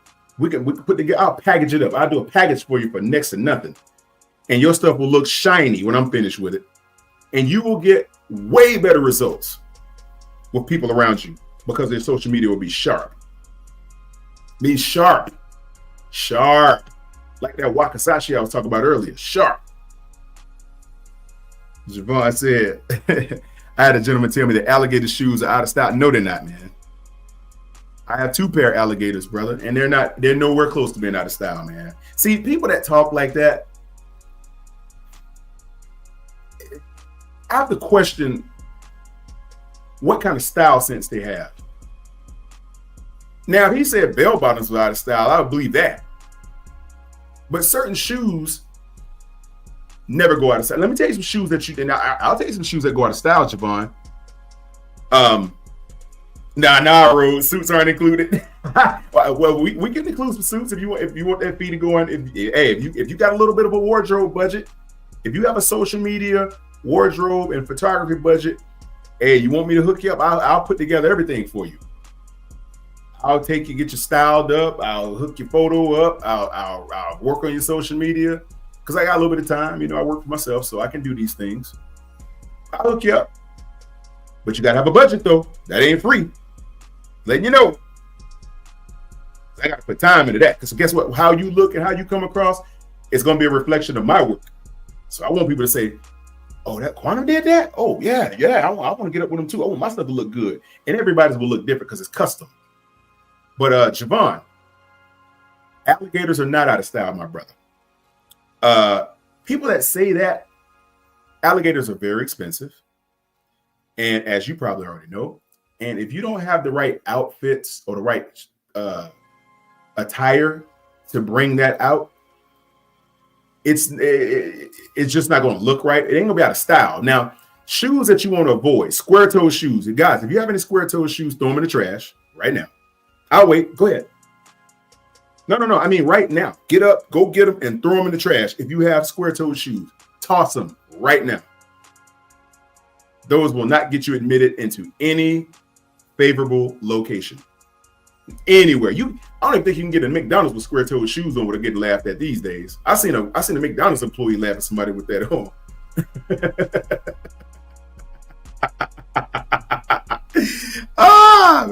Hey, Fishbowl say square-toed shoes, the public defender de facto. He ain't lying, man. Yo, it's funny, man. Roadmaster say I kept the whole tux from being in my cousin's wedding party. Somebody stole the hat though. Hey, Road, man, because those are formal outfits, man. They're not cheap, and they're not. You don't see tuxedos every day. So somebody see an opportunity to steal something off of tux, and you lay a hat down or a jacket, you gonna come back. That thing gonna be gone, brother. I don't care if it's the penguin. I don't care if the dude is too big to wear it. He gonna take that tux jacket. Look forward to it. Hey, Fish. Kendrick did wear bell bottoms at the Super Bowl because it's a certain type of style thing that they're doing with that now.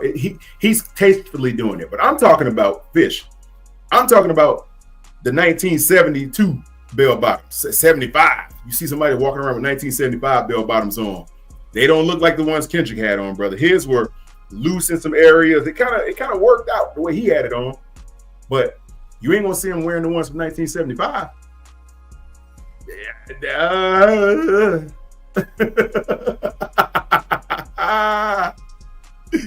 No offense to the public defender. Yeah. No offense to the public defender, Fishbowl. No offense, my brother. Roadmaster say go to Express, you get a full suit. There you go. Hey, Fish. That's what I'm talking about, Fishbowl. Go to Express. Well, you already know, Fish. You already been on my Express page. You already know what the deal is. Hey guys, look. Go to my community section on my page and click my link to my Express page. You click the link and say Creator IQ. Click that and it'll take you to and you'll have special discounts and things in there that you have access to because you click on my link. Because I have a curated section in there for what I got going on with them. And you'll go in there, you'll see all types of things that'll fit you at a wonderful, reasonable price. They have really good suits in there too. And hey, like I said earlier, Express suits are the ones I like to wear in the summertime because they're thin. They're not real heavy. They have a decent material, a decent polyester type of material. It's very breathable. And it's a form-fitting suit. Now you can get it tailored a little bit too. But trust me, man, Express suits are some of the best you're gonna find out there. They got some dope stuff, man. I like Express. The jackets, the shirts, the pants. I wouldn't buy the shoes, but they got good socks. Oh, I went in there one time, man. I bought like $100 worth of socks, man, because they was on sale for like $5 a pack. Man, I went in, I bought 100. I must have bought 20, 25 pack of socks. I went ham on them socks, man, because I like to play on the sock colors. I like the colors to be kind of off or wacky or whatever, because it kind of hits with the right outfit. And people like it. They walk up, hey, I like your socks. Instant conversation starter, man. The overcoats they have in there, beast. When it's cold, the overcoats, can't beat it. Okay?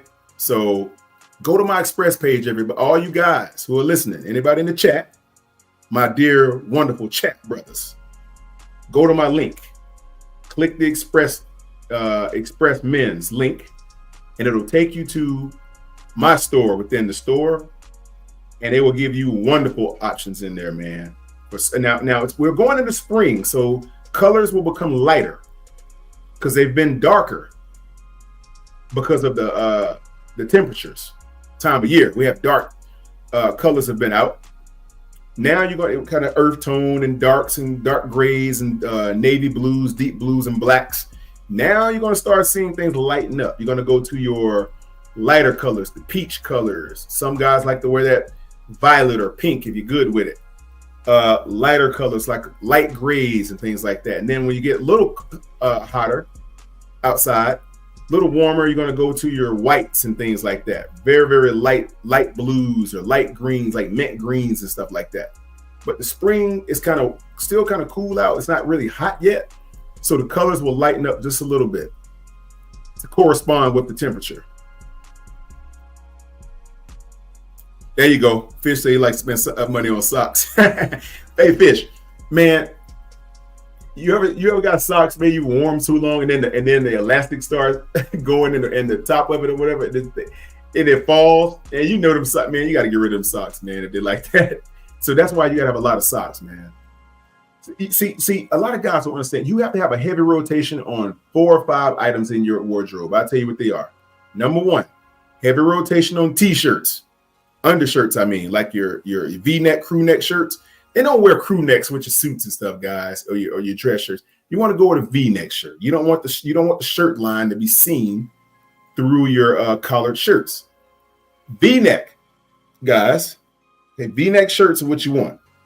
So you got to get a good rotation of V-neck shirts, t-shirts, undershirts, a heavy rotation of underwear. Okay, you can't have enough underwear, guys. I got 2-3 drawers full of them things. I don't like to see the same pair of underwear, but every 3 or 4 months, then I'll rotate it back around to the pair because you got to keep washing. Now, socks, same difference. Okay, socks, t-shirts, underwear, heavy, and shoes. You want a heavy rotation of shoes. You're going to want about 5-6 pair of good shoes. They don't all have to be dress shoes. You can pair their shoes. They're dress sneakers out there, guys. You want to get a pair of all white dress sneakers. Okay, not J's. You can have a pair of J's for dress down and casual days where you just want to walk around in town and don't worry about anything.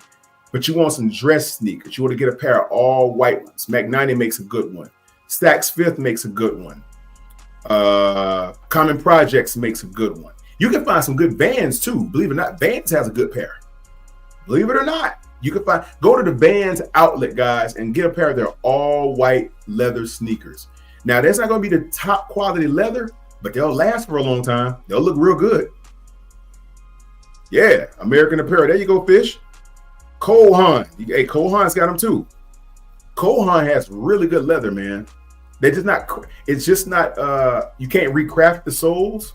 But Allen Edmonds also has all white leather sneakers, top of the line quality leather, and you can recraft those. They'll resole those for you. You can actually take the sole off and put a new sole on those. They're recraftable. Oh yeah. Oh yeah. Oh yes, sir. Recraftable items are the best because I like to keep my stuff for a long time. Yeah. There you go. See, Fish, you know about Allen Edmonds, man. I've been talking about it all night. Just the best quality leather that you're going to find. Now, Bally's makes some good all white leather shoes. Bally's got some good quality leather too. They have good quality leather bags, good quality leather belts. Hey, let me turn to this too. Belts. I forgot to mention this, guys. If you are wearing a belt that's too old, get rid of it. Because the more you fold that belt and put it through the hole of the belt loop saver, and you put it through the loop, it'll get worn out, and then it'll start cracking on the inside, and then the paint will start going on. And if people can see cracked paint on your belt, it's time for it to go. Allen Edmonds makes a real high quality belt. Frye, Frye, really good boots, really good leather, really good. We had a Frye at South Park Mall, man. They closed it, man. I about lost my soul. I said, dang, they were there forever, and they closed it. Man, I was so mad. Fishbowl says some days I want to call it all quits and apprentice as a shoe cobbler. Hey, Fish, I've heard that cobbling shoes is a very relaxing and rewarding career. I wouldn't know. I've seen shoe cobblers in action, and based upon the company of how they move and they craft shoes, I'll tell you right up, man, I've seen these dudes do some wonderful things with the shoes. I mean, I don't know how they do it, but man, these guys are artisans, man. Who was that? Was a shoemaker? It was a old the children's story. One of the children's stories had as a shoemaker. Was it Pinocchio's dad was a shoemaker? I don't know who it was, but making shoes It's a old school art form, man. Like you have to be really good to make good shoes. You have to be really good at it. And shoe callers get it. They get it going on, boy. They be tearing it up. I mean, there's that one at Belks, Fish. You know about that one. The guy at the top, fifth floor of Belks, hook you right up. Yeah, man. Old world skills, brother. Hey, Fish, you know something? Yeah, Geppetto. That's it, Roadmaster. Geppetto, the shoemaker. Hey, how many of you guys know about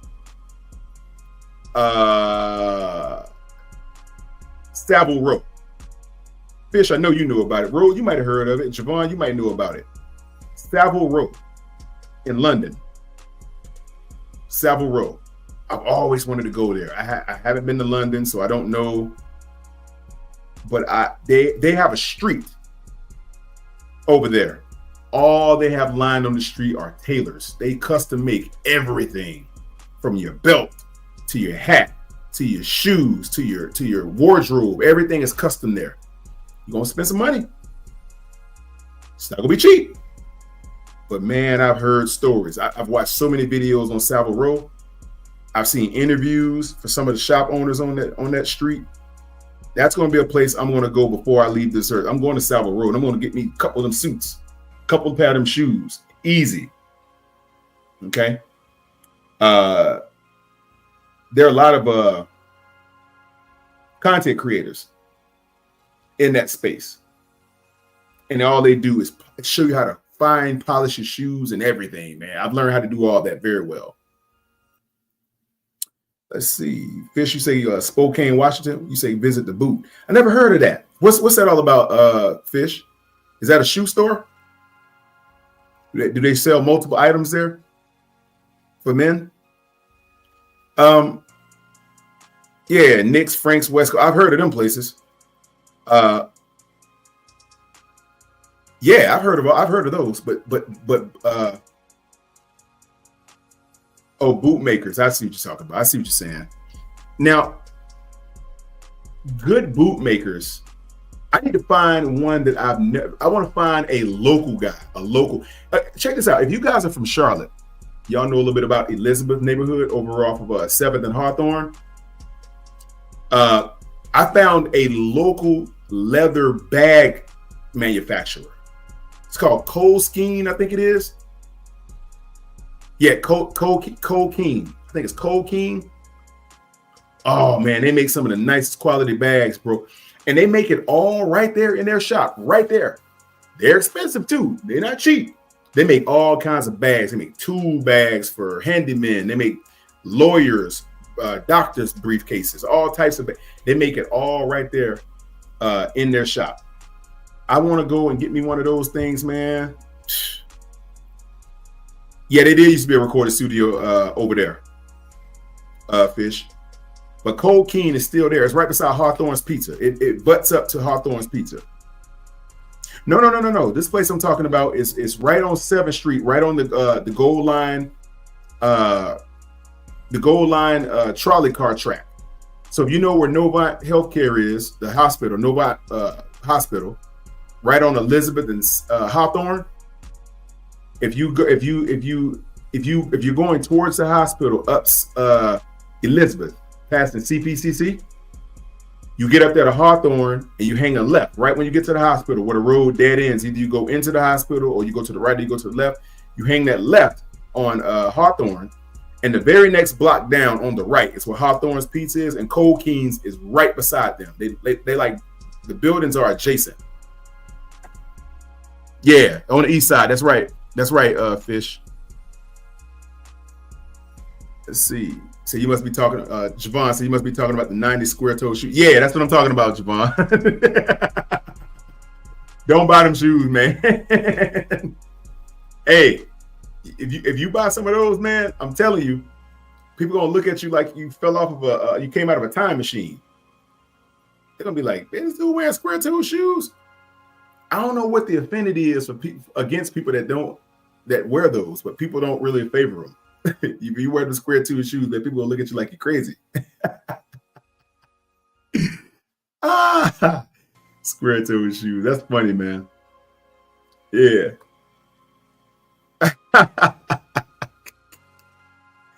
Hey, if you wear square toe shoes, man, I'm telling you now, get out of it. Yeah, Fish, you say you saw it next to Hawthorne's. Yeah. So I go in there while they're cooking my pizza, and I walk over to the next door, man, and I just watch them making bags. You can stand in the window and look at them. They be in there just firing up those machines. That stuff is interesting, man, to watch.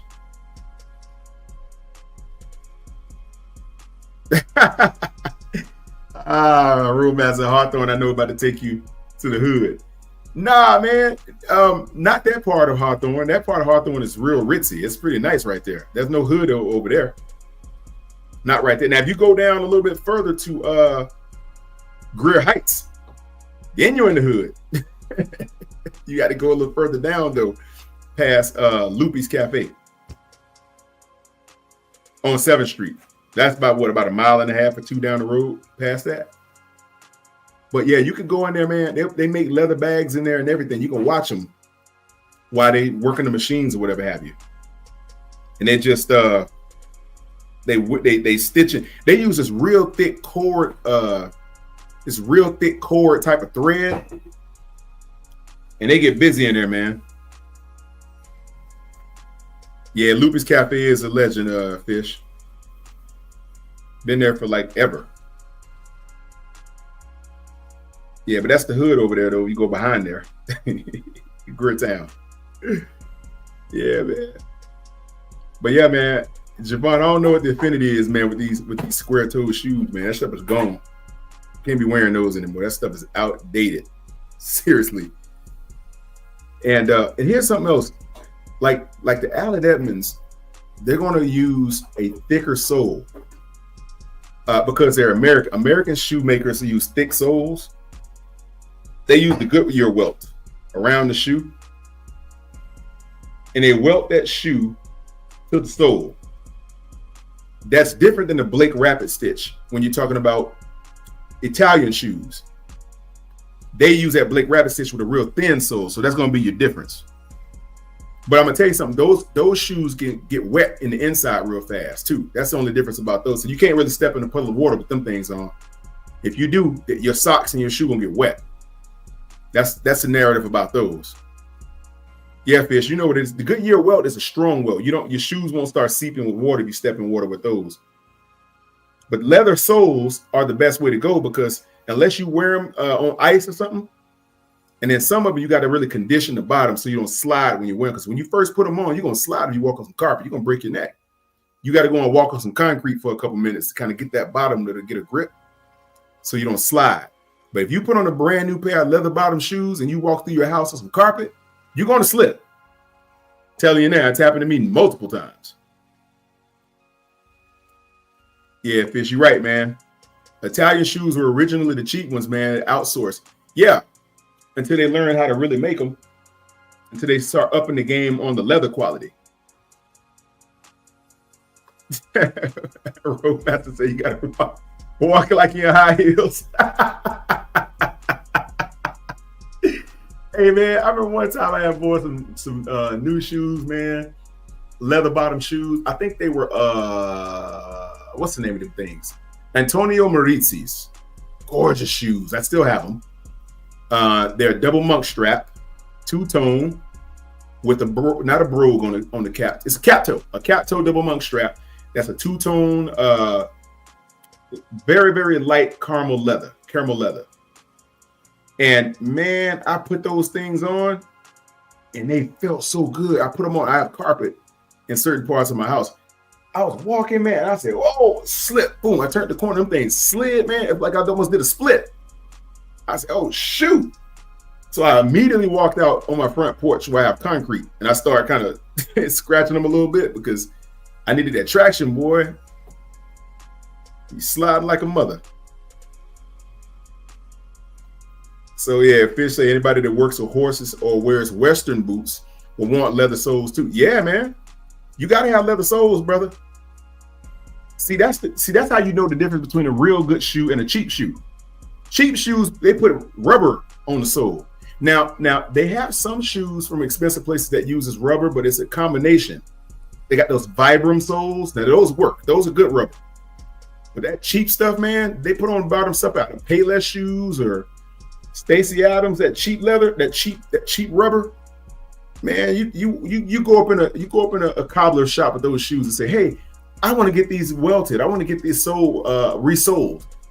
Because man, you can't resole these things. Throw them in the trash. That's what they're gonna tell you. They're gonna tell you can't resole those. Can't even do it. Piece of junk. They're gonna make you throw them away, or they're gonna say come back when you have some shoes that can be resold. I'm gonna share with y'all a secret though. This is something I found out. Now, believe you can get real good shoes at some of the thrift shops. Believe it or not. Now, this is a tip. Now, I haven't been able to get any in a while, long time. Probably in 20-some years I've been able to find any. But there are certain places like you guys know. There's a place up off of Lake Norman in Cornelius. There's a thrift shop up there. You go in there to that thrift shop. They'll have a section with brand new men clothes in there that they got. They've gotten them from attorneys that used to practice law and doctors and guys who have spent a lot of money on their stuff and they just don't wear it anymore. Or maybe they never got a chance to wear it. Overcoats, all kinds of stuff. And they'll take those items into these thrift shops, man. And you would think, you would drive past it like, I ain't going in there. I don't want that secondhand stuff. No, guys. You go in there, you'll find top quality, top tier items in there. And all you have to do is take it to the cleaner. They'll clean that sucker up for you and bang, you in there. And it'll fit just right. Now, I remember a friend of mine. He went up there and found some Florsheim Imperials. I don't know if you guys know what those are, but those like some Cadillacs, man. Those things are awesome if you can find a pair. Florsheim Imperials. And those things we would use top of the line quality leather. The Florsheim Imperials did. And they were Goodyear with them. They would have the JR soles. He found a pair in there, man. Them things at first glance, they didn't look like they were expensive at first because I guess they had been there for a while. Guy didn't polish them for a while and stuff. He took them things to some cobbler. I don't know where he took them to. Could have been the cobbler at Belk's Fishbowl. Could have been him. But wherever he took those shoes, when he went and picked them up, I didn't even recognize him. He was wearing them one day. I was with him. I said, yo, what, man? I said, those shoes are dope, man. I said, where you get those from? I said, are those Florsheims? He said, yeah. He said, you remember these shoes, don't you? I said, no. He said, yeah, man. He said, remember I told you I found some shoes at the thrift shop up in Cornelius? I said, yeah. He said, these are the ones. I said, no. He said, yeah. I said, you bought them like that? He's like, nah. He said, I took them to a cobbler and he took the sole off, gave me a new sole, recorked them, the whole nine. Gave me a new footbed, totally cleaned and rebuffed and repurposed the upper and resold it to the shoe. And I said, my God, yo, them shoes was dope. And back in the day, those Florsheims, man, them things were expensive. Them things cost you a couple, $600, $700, $800. Yeah, and he found a pair in the thrift shop and he paid like $28 for them. Because the people in the store, they think they don't know anything about shoes. When you go to a thrift shop, oh yeah, the guy donated it or whatever. They'll put $22 on there or something, $18. They have no idea how valuable that stuff is, unless it's a name brand item that they're familiar with, like a Coach bag or something. And they'll try to run the price up on that stuff. But that's the thing, man. No one really understands that. Okay, so Fish, you're right. The weld is going to determine if you can rebuild the shoes or not. That's true. There's certain shoes with certain kinds of welts on them. You just have to be cognizant of that. If you get the right kind of welt on that shoe, you can repurpose it. If the welt is not that great, it's not going to be meant to be repurposed. But that's why I say it. If you stick to certain manufacturers, they're always resolable. And that's what I do. Fishbowl say, I got 2 pair of Red Wings on Poshmark for way less than new. Yep. Got those replaced. The one from Belk guy came in less, out of less than a new pair. Yeah. See, Red Wings, as you already know, Fishbowl, are very expensive boots and shoes. Red Wings are so expensive, but they're so nice. They're so tough. Hey, Fish, you know about the Red Wings shop over on Polk Avenue, or right off Polk Avenue in Pineville? Yeah, there's a Red Wings store right there, going into Pineville, right on your right hand side, right before you get to 51. There's a Red Wings right there. And man, they have some really good boots in there. They have real boots in there. Like if you do work and stuff like that, you be straight. What up, Trucker? Trucker's in the house. Trucker 49. Yeah, baby. What's the deal, man? Okay. Yeah, Fish, you go to one in Concord. But yeah, okay, I never been to the one in Concord. I didn't know they had one in Concord. I'm glad you mentioned that. Because Concord is a lot closer to me than Pineville is. Pineville's way on the other side of town, 45 minutes away from me. Concord is maybe 15. So I'll probably try to find. I didn't know they had one in Concord, Fish. Glad you said that. And then you say learning how to clean and condition shoes on your own is a good to know thing. Yeah, because you can learn how to use certain types of products. Like I use the Saphir products on all mine, Fishbowl. I use the Saphir Madel Dior, that gloss wax. I use that. I don't use that alcohol-based stuff because it'll crack up your leather, man. I don't use that alcohol-based. Mink oil, stuff like that works great. You get you a nice horsehair brush. If you're good, you can get the pig brush, the pig hair brush. They say that one's real good. I haven't found one yet, but I have that really coarse horsehair brush. I have 2 of them. And man, your shoes will shine, brother, like the stars, brother. I'm telling you. You throw that Saphir Madel Dior on there with some of that cream polish. They got the cream paint polish, not the wax. Or you can go with the regular wax if you want to. Both of them work.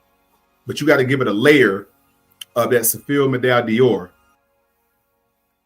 You go on eBay or Amazon and order it. It's going to be expensive. Expensive polish, though. It's not cheap. Let me see. Let's see here. Yeah. Okay, the one by the Speedway. Let me see. This one by the Speedway? You mean what, by Bruton Smith? Where? I don't know what that is. Is it on Bruton Smith Boulevard near the mall? Or is it more closer to actually Concord, like downtown Concord, that direction, up by the hospital, off 2949? Is it up that way? I'm not sure exactly which end is it on. There you go. See, Fish is one of my fine-tuned gentlemen. He's one of the guys on here, man, that I know knows a lot of stuff. The stuff he talks about and the stuff he knows, I know about. And I know you got the stuff that I know about. If you know about it, I know you know a thing or two. He said, yeah, I used the mink oil, some horsehair brushes, clean and condition the jacket one night watching Big Tight. Big Tight.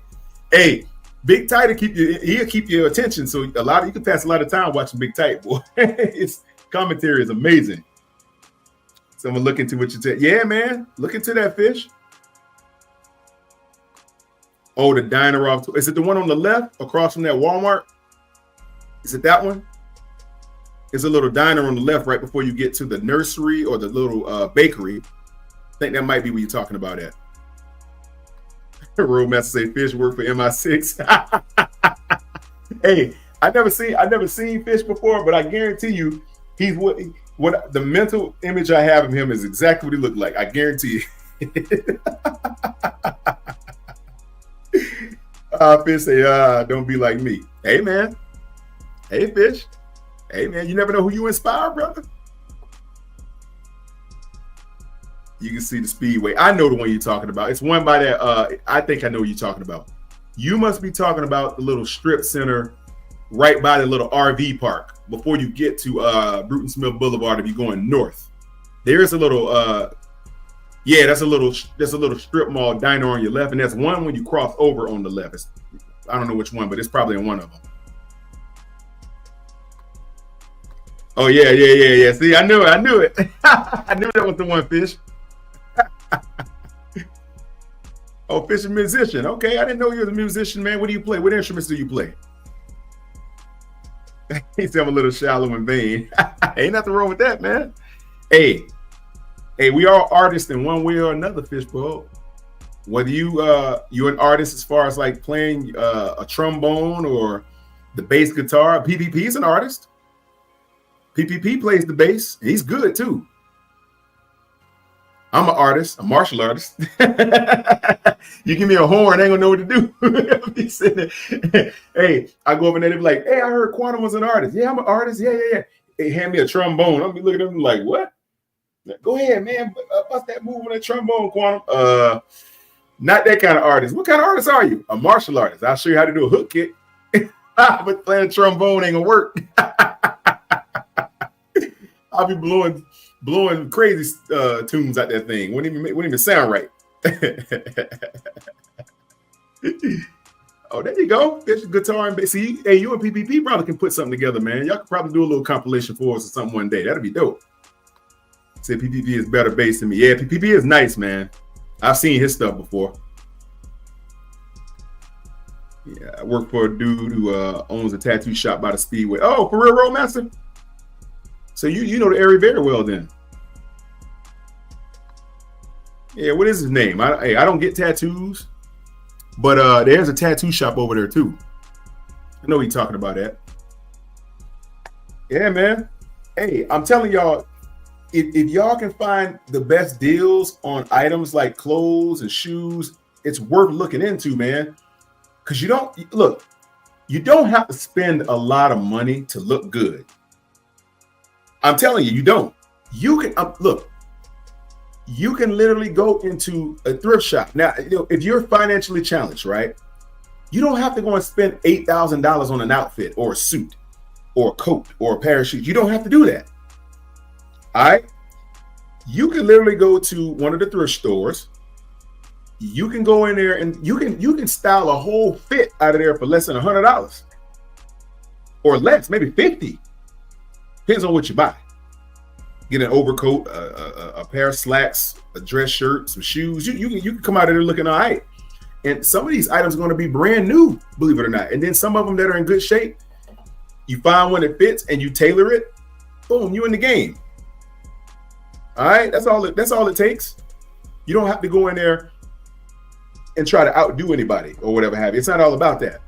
It's about fit. Okay, it's not about name brand. You can get a Walmart outfit and make it look good if you can make it fit. Now, people will know it's cheap, but at the end of the day, it's going to look good though. See, people respect people that look good versus what the name and we're one of those guys that walk around looking like a banner or a billboard, big Gucci shirt and all that stuff on there. I mean, that's cool, but it's better if you have something that looks good because it fits very nicely and it's tailored to your body versus a shirt with a big name brand on it. You get way more respect for how it fits on you if it's nice and clean, it's ironed, it's tailored, it's contoured to your body dynamics, and it looks good versus stepping out of the house with some name brand shirt on. All you're doing is just advertising that you might have a couple of bucks, or you're advertising trying to get someone's attention. But you're going to get far better attention if your clothes are contoured to your body and they're custom fit. So that's why all the excess fabric and stuff like that, you want to shy away from it. So you don't want to be walking around with a bunch of excess fabrics and stuff like that on, like baggy shirts and stuff like that. That stuff don't look good, man. It looks like you didn't take the time to educate yourself on how to look the right way. And some people are going to say, oh, ain't nothing wrong with that. Yeah, it is, man. There's something wrong with that. If that shirt says extra large, but you're 130 pounds, you shouldn't be wearing it. It's extra large for a reason. It's intended for a guy that's extra large. Why do you have it on? Okay? No, you need to go find the size that corresponds with your body dynamics. Okay? Yeah. See, look at Fish. You know what the deal is? Avoid the trends. Okay? Get staples. Yeah, man, stay away from these trendy items. All that crazy name brand stuff. Now, let me tell you something. I remember one time I was in Miami and I wanted this Brunello Cucinelli, man. And I saw the price of that shirt, man. $787 for a shirt. I said, oh, heck no, man. I don't care how much money I got. I can be a millionaire and still spending that type of money for a fabric. They make the same type of fabric at another store for $78. but I'm going to spend almost 800 bucks for a shirt. I can't do it, man. I can't do it. I just can't do it. Can't bring myself to do it. Could I afford it? Yeah, but why? If I could afford to do it, I'm not doing that, man. That's insane. I could find an Express shirt that looks just as good for a fraction of the cost, and I'm gonna style it the same way you'd style that one, maybe even better. Okay, and so putting together your style, your presentation, and which grants you the access. These rooms, man, people know. That's why you want to have your clothes contoured to your body. When your clothes are contoured to your body, your presentation looks like it's warranted, which means the people that you're talking to will open up these rooms and let you in. These rooms, man, they have all types of people in there, and they all come, and you better believe some of them, you might not think they spent a lot of money for their stuff, but they probably got some really nice stuff on. It may not look like it ain't gonna have no big name brands on it. You won't even know who made it, but it'll look good. It won't say Gucci on the sleeve or none of that stuff. It won't say any of that. It'll look like it's worth a lot of money, but you won't be able to tell who made it. You'll be like, that's a nice shirt, but I don't know who it is. Those are kind of designers who want to be known by quality. And so you have to actually look in the back of the collar to find out who made that thing. It ain't gonna be. It's not gonna be anywhere else on the shirt, but inside the collar. Yeah. So that's what you want.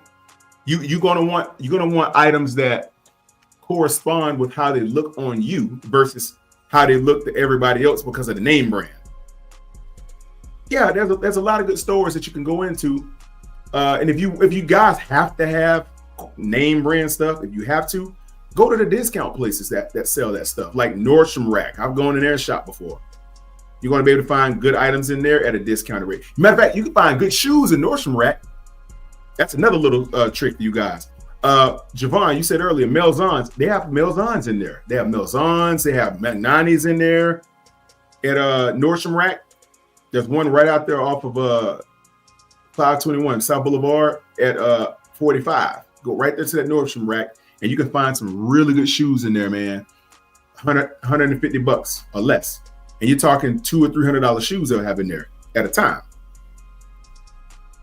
See, Trucker 49 know what it is. See, Trucker's another one of my interesting, most distinguished gentlemen. He knows what the deal is. Whether people don't spend money on name brand stuff, they don't. Wealthy people understand the value of materials. They don't advertise for other brands, because that's what it is. See, let me tell you let me say something to you guys who don't know this. When you have a lot of clothing and stuff like that with big name brands on there, you're actually paying to market their stuff. Think about it. I go and find a shirt that says, I get a Gucci or something like that, a t-shirt. I seen this guy with a Gucci t-shirt on one time at the mall. I mean, Gucci is written so big, you can see him a mile away with Gucci. I'm like, okay. Now, I liked it. It was a cool shirt and all of that.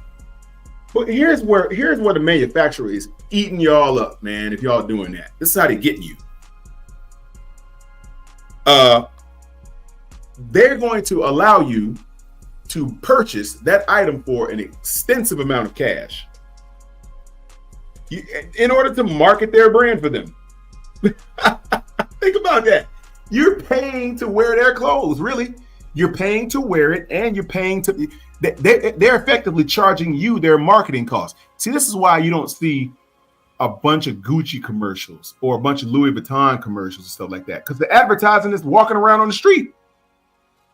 That's the advertising that they want. They're not going to run ads if they know that all of the prominent people that's got money is walking around with their stuff on. So there's no need to do an ad. Yeah, Trucker say only Nyarko care about name brand clothes, jewelry, and foreign cars. That's true. Now, there's some foreign cars you can get that are really worth your money if you get the right ones. Not the stuff that everybody run around talking about, but get the right car, the right clothes. I ain't really huge on jewelry. I used to be some time ago, but I realized that was a waste of money too. I'm about putting if I have extra funds, I'm gonna put it into a security of some type of stock or something like that, crypto, or I'm gonna go that route. Put it into a business venture, put it into some marketing.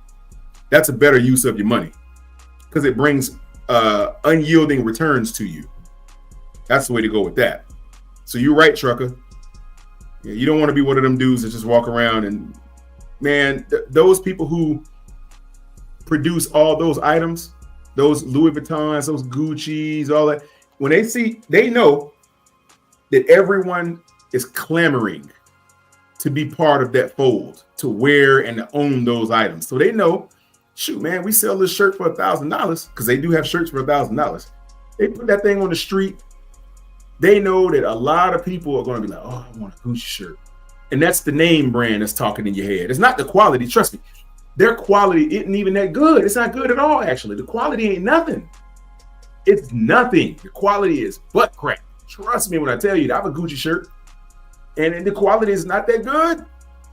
It's not. I have shirts from Express that are better quality than that. I'm going to tell y'all something funny. You're going to laugh. This is the truth. I went in, was that Neiman Marcus, and I bought a shirt one time. And I forget the name of it, man. What kind of shirt was that? I can't remember the name of the shirt. It's been a long time ago, probably 5-6 years ago. It was just a nice shirt. And it was like it was on sale for like $100 and something. I grabbed. Let me just see what the Neiman stuff. Let me just grab one just to say I did it. And it was a nice shirt. They had it like marked down a little bit, and it's like $300. I said, this is dope. So I grabbed it. And I'm gonna tell y'all something funny. $130 or $40. I felt like I did something. I say, I got a Neiman Marcus shirt. I was riding down the road in the car like, I got a Neiman shirt in the back. I felt like I was doing something. Man, I say, well, I stopped at the other mall. I said, let me run in here right quick. And I was looking for something else. And I said, I saw some stuff in Forever 21. I went in there in the men's section of Forever 21. And I found almost the same looking shirt, way better quality for like $28. I mean, way better quality. It was thick. You know how they had those heavy t-shirts? They're real thick and heavy. Went in there and found a much better quality t-shirt, man. $28. And that shirt still is high. Man, that other one, man, that thing don't look like anything now. I watched it a few times since then. Wasn't worth the time and the money, man. Telling y'all, don't do it. Don't fall into the hype with name brand stuff. Now, that's some name brand stuff that is good, but don't get in the habit of buying that stuff. Let's see. Royal Master say $50. Same and Woke.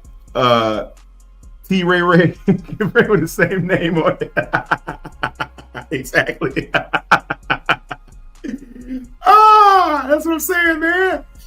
Because Ray Ray is gonna have that shirt on, believe you me, and he gonna look just like you. No point in that. Yeah, it's the same stuff all the time, Fish. It is. It's the same stuff. It's no different than what a lot of these other entities are going to be making, man. It's just not as good quality.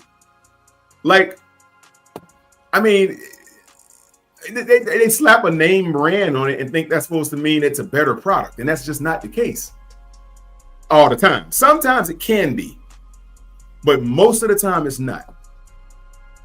That's the only time I'll say that. Road Master, you watch that $1,000 shirt, man. That thing gonna draw up, boy. It's gonna look like you've had it since you was in high school. Literally, I'm telling you, man. Oh man, Tank versus Roach is on right now. Oh snap, Trucker. I'm about to get over there and watch that. Who y'all got? Y'all got Tank or y'all got Roach? Lamont Roach is a good fighter. I don't know if Tank. I don't know if Lamont, man, is power. Lamont's real quick. He's fast. He can move. But Tank, man, that power, man. Tank can take hits. He can take a lot of shots, but he can dish it out. You throw something on Tank, boy, you better make it count. Because if he gets to counter you, woo, you going down. Lamont, I don't know. Lamont's legs might get wobbly. You better be able to move when Tank start throwing them blows, boy. Because if he hits you, yes, sir, you're gonna know. Let me see. Roadmaster, he said, "Oh, my diesel tank is squeezing into that shirt." I might, man. A lot of the times I can roll it, but I have to buy a certain size, man. That's how it worked for me. Like I don't buy just everything like that. I buy the right fit and the right. It's got to work for me, man. If it don't, I ain't even trying to mess with it, brother, or else it's gonna be bad. You know what I'm saying? Fish say work that Lucky Brand. Yeah, Lucky Brand got some good undershirts, man. I like the t-shirts. Yeah. Jackets at Old Navy. Old Navy's got some good outer garments too. Believe it or not. Old Navy, some of their stuff reminds me of Forever 21, the way they make it. Old Navy makes some good quality stuff, believe it or not. I have some Old Navy stuff. I have an Old Navy sweater still. That thing still look good. It's a navy blue sweater. They had a pea coat in there one time. I was trying to buy it, man, and everyone I went to, it was sold out. I could never find it. They kept telling me, "Oh, go to the one over there," and I go over there. They don't have it. Well, this one has it. This one has it. I get there and it's gone. I'm like, man, could never get that pea coat, man, from Old Navy that I always wanted.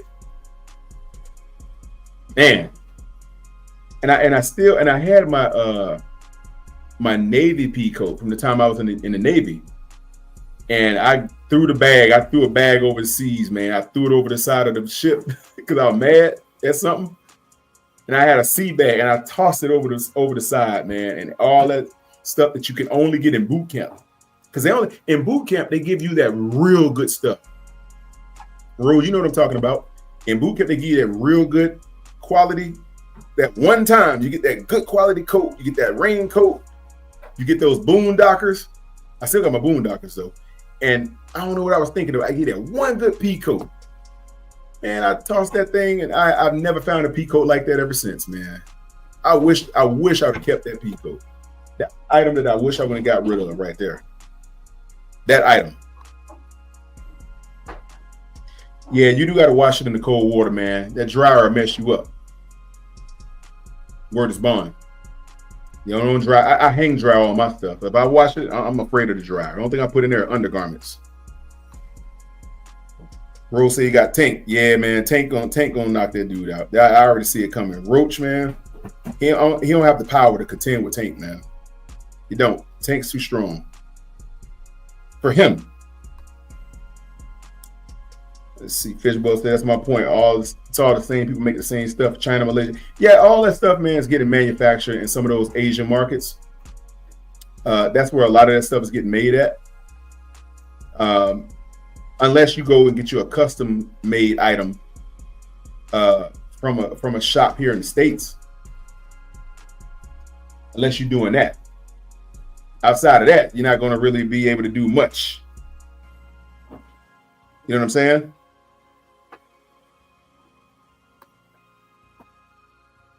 Yeah, oh yeah. Old Navy, they do have some really slim fit stuff, man. A lot of the stuff that Old Navy makes is for slimmer people. I mean, sometimes it's too slim. The only thing I told you I found out of there was that pea coat, man, and I saw it in one, and I tried it. It was too big. I said, "Dang, I need a size down." So I decided, let me try to make one of these with a lower. Let me find one with a little size on it, and I never could find it, man. That pea coat was escaping me, boy. I didn't know what that thing was. Couldn't find it. Yeah, some clothesline designs don't fit at the contour. A certain folk bodies to be real. Yeah, Trucker, that's true, man. Like if you have a certain physique, you're gonna have to go to certain places. And that's what I've been saying, man. Like I was talking earlier on this, Trucker. Like if you 5'8", 5'9", 150 pounds like Rude, you can generally find what you're looking for at a lot of places. But if you're larger than that, you're gonna be scrapping. You're gonna be scraping the inside of the barrel, bro, trying to find something that works for you. It's gonna be tough. I know I have a hard time shopping off the rack, man. I I have to really put in work to find stuff. Like if I'm gonna find something I like, that's why I'm an Express guy. Because generally anything in Express is gonna work for me. But when I venture outside of Express, good luck, man. I'm gonna have some problems. Stuff ain't gonna fit right. Things gonna look a little weird. It's gonna be tough. Yeah, Fish. 90% of the male fashion is from military wear. That's a fact. That's a fact. Yeah, you're gonna have some military stuff that's gonna actually gonna work. That military style actually does do the trick, because of the quality and the way they make it.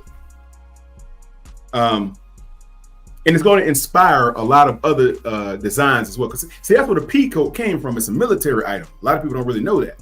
But the original pea coat was a Navy. It's a Navy pea coat because that's where they came up with it at. Yeah. A Navy pea coat is the lick, man. I wish I had kept mine.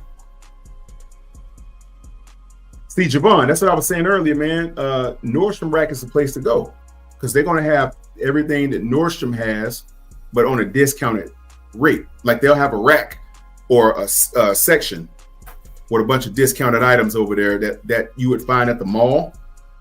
Or sometimes they make their own version of the stuff they sell at the actual Nordstroms, because it's kind of like the factory version of Nordstrom's.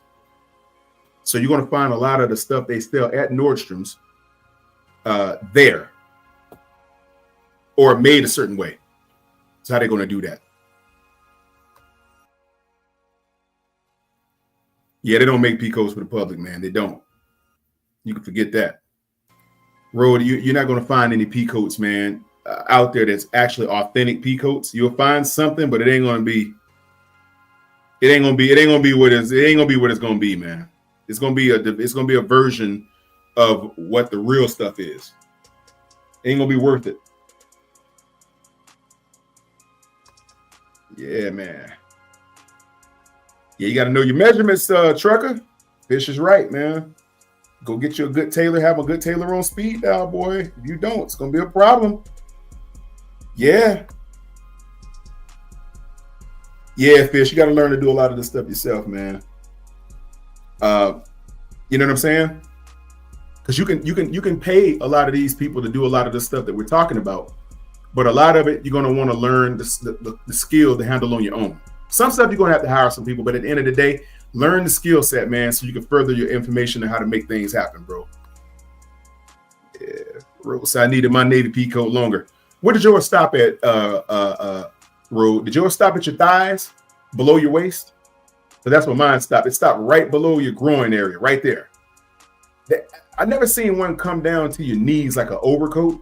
I never seen that kind. I always saw the kind that come right below your hips and kind of stop right there. But I never seen one go further than that. Because you remember they had that raincoat, that black raincoat they gave us? A real nice quality raincoat. You have to roll it up. That was a good raincoat, man. I never found anything like that again. All my stuff, man, went in the water. Oh, man. You see, you got to get big guy clothes, tailored down, because I got long limbs for my height. Yeah, okay. Bro, what you got those long arms and long legs? I mean, you 5'9", but do you have like a long wingspan, long arms? I see what you mean, because if you get a typical size 5'9" guy, your arm's gonna probably be longer than his. So your jacket and stuff probably won't fit the same way. You'll have high waters on your sleeves.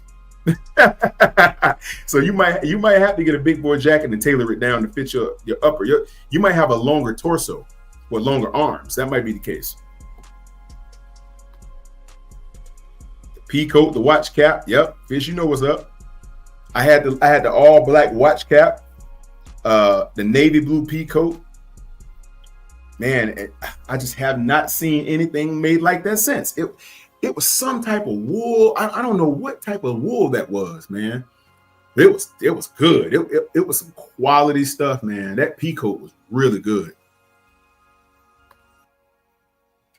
Yeah, man. Fish, you surely can get some Nordstrom Rack, man. That's where you want to go. You want to go to Nordstrom Rack, man. And like I told y'all, if y'all want good quality shoes at a discounted rate, go to Nordstrom Rack, the one over on South Boulevard at 485 in the Pavilion, Carolina Pavilion. Go down there. And I don't know, some of y'all's already mentioned your shoe sizes, but they have everything from about a 7.5.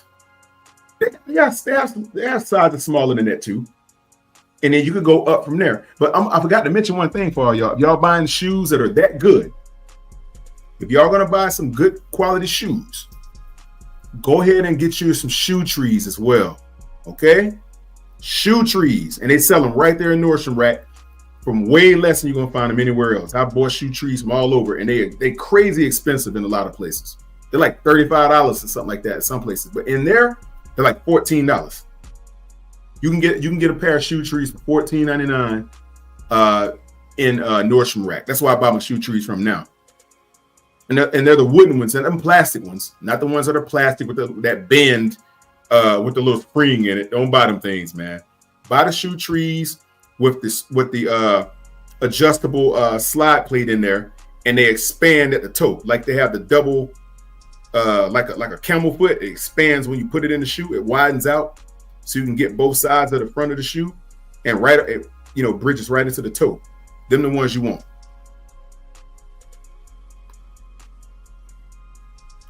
Wow, Roadmaster. Your Pico got molded. I wonder, is there a way you could have restored that, man? Maybe a good cleaner could have got that back right for you.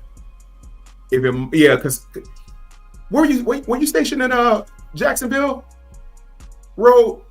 Because if you were stationed in Jacksonville, anything you left in the trunk down there would get molded, because that was a hot place to go. So everything down there would get really, really hot. You can't leave anything. If you go on a deployment and leave it in your trunk, you done. You'd be better off getting a storage unit, a climate controlled storage unit while you were gone. Or if you had an apartment near base or something, you'd been straight. But a lot of that type of stuff you cannot leave in your trunk. If you were stationed in Florida, forget about it. Man, if you had stuff in that trunk, anything that's in a closed off environment, that heat is gonna kill it. That heat's gonna suffocate the materials. Forget about it. Now I don't have mine anymore, Fishbulb. I threw mine in the water, bro. Rose and Chicken messing with wild. Oh, he was in Norfolk. Where'd you get her coat from? Did you get it from out the Navy Exchange?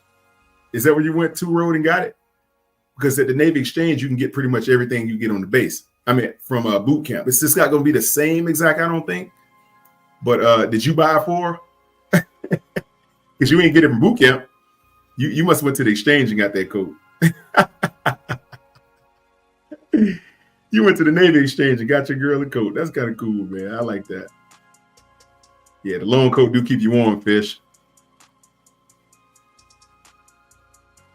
Yeah, Ro, you're not going to get a longer pea coat, man. Not from the Navy. They didn't make them like that. They cut that thing off right around the waist, right below the waist, man. That's as far as you're gonna go. That's it. You don't get nothing else. That's the end of that, man.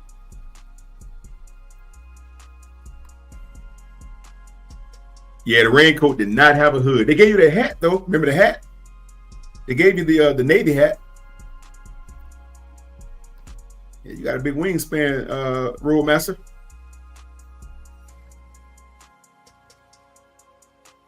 See, that's what I thought, Fish. I thought you could get rid of the mold as well. I think there's a certain cleaning regimen that they could deploy on the material like that. Because see, that pea coat was some really thick nylon or wool. It was that thick wool, man. Man, that pea coat was so thick.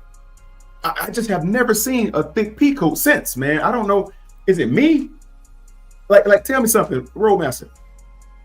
Have you found a pea coat as nice and thick as the one we had in the Navy?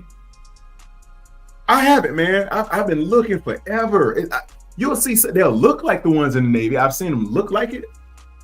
Like I've seen the ones that look like you would get them from a military surplus store or something like that. But when you put it on, man, I don't know. It just don't feel the same. Maybe it's just me, but I have yet to find anything like it, man, since.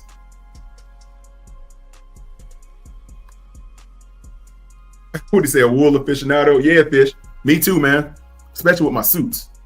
I love wool suits, man. And the way that you get a nice wool suit, when they take that cardboard chest plate out and they make the one with lay right on you, man, and nothing feels better than that. It feels like a shirt, the way them suits fit on you, man. Feels amazing, brother. He said they let us roll the watch cap down over our ears. They didn't. They was, man, the Navy, man, was crazy, bro. They didn't let you. Look, man, if y'all ever heard, man, the Navy or all the military, all the branches, you couldn't have a mustache that went past the corners of your lips. Like if your mustache went down and hooked past the corners of your mouth, they make you shave it off. Like your mustache had to cut off right where the corner of your mouth comes in at. That, like, you couldn't have sideburns below your earlobes. Like you couldn't, man, your sideburns had to stop before your earlobes. That's as far as they'll let you take it. You couldn't have a beard unless you had a chit. You had to get a chit for that. Like if you had ingrown hair or skin problems, they'll let you get a chit.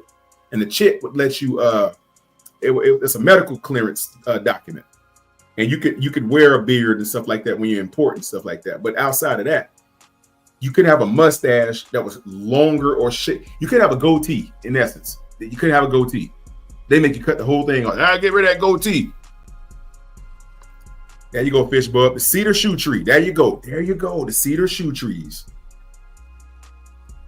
And that cedar shoe tree, man, I like it because it absorbs the moisture from the inside of your shoe.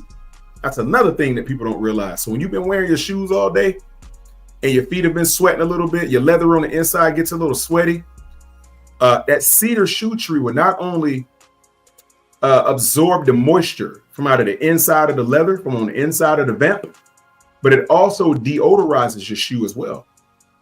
That's another little tip. That's another reason why. And plus, it keeps your soles flat. You don't want your soles to start curling up like a banana. That's what the cedar shoe trees will do. It'll keep your shoes flat. It will keep them deodorized, and it will keep the moisture out of your shoe. It absorbs the moisture, which is what the cedar does.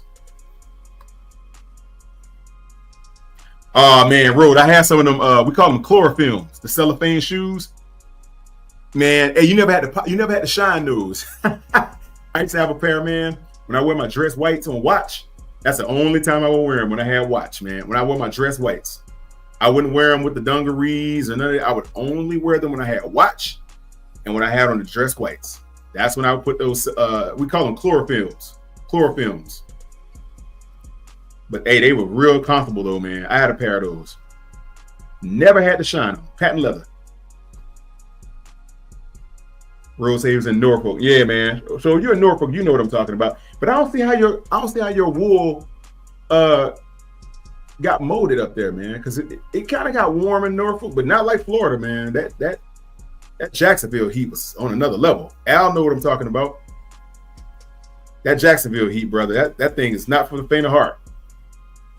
Facts. That Jacksonville heat is crazy, boy. You'd burn up. You'd sweat to death in the wife beater down there. That's how hot it was there.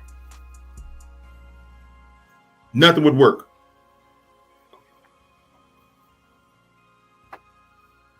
Yeah, nothing would work, man. Nothing would work.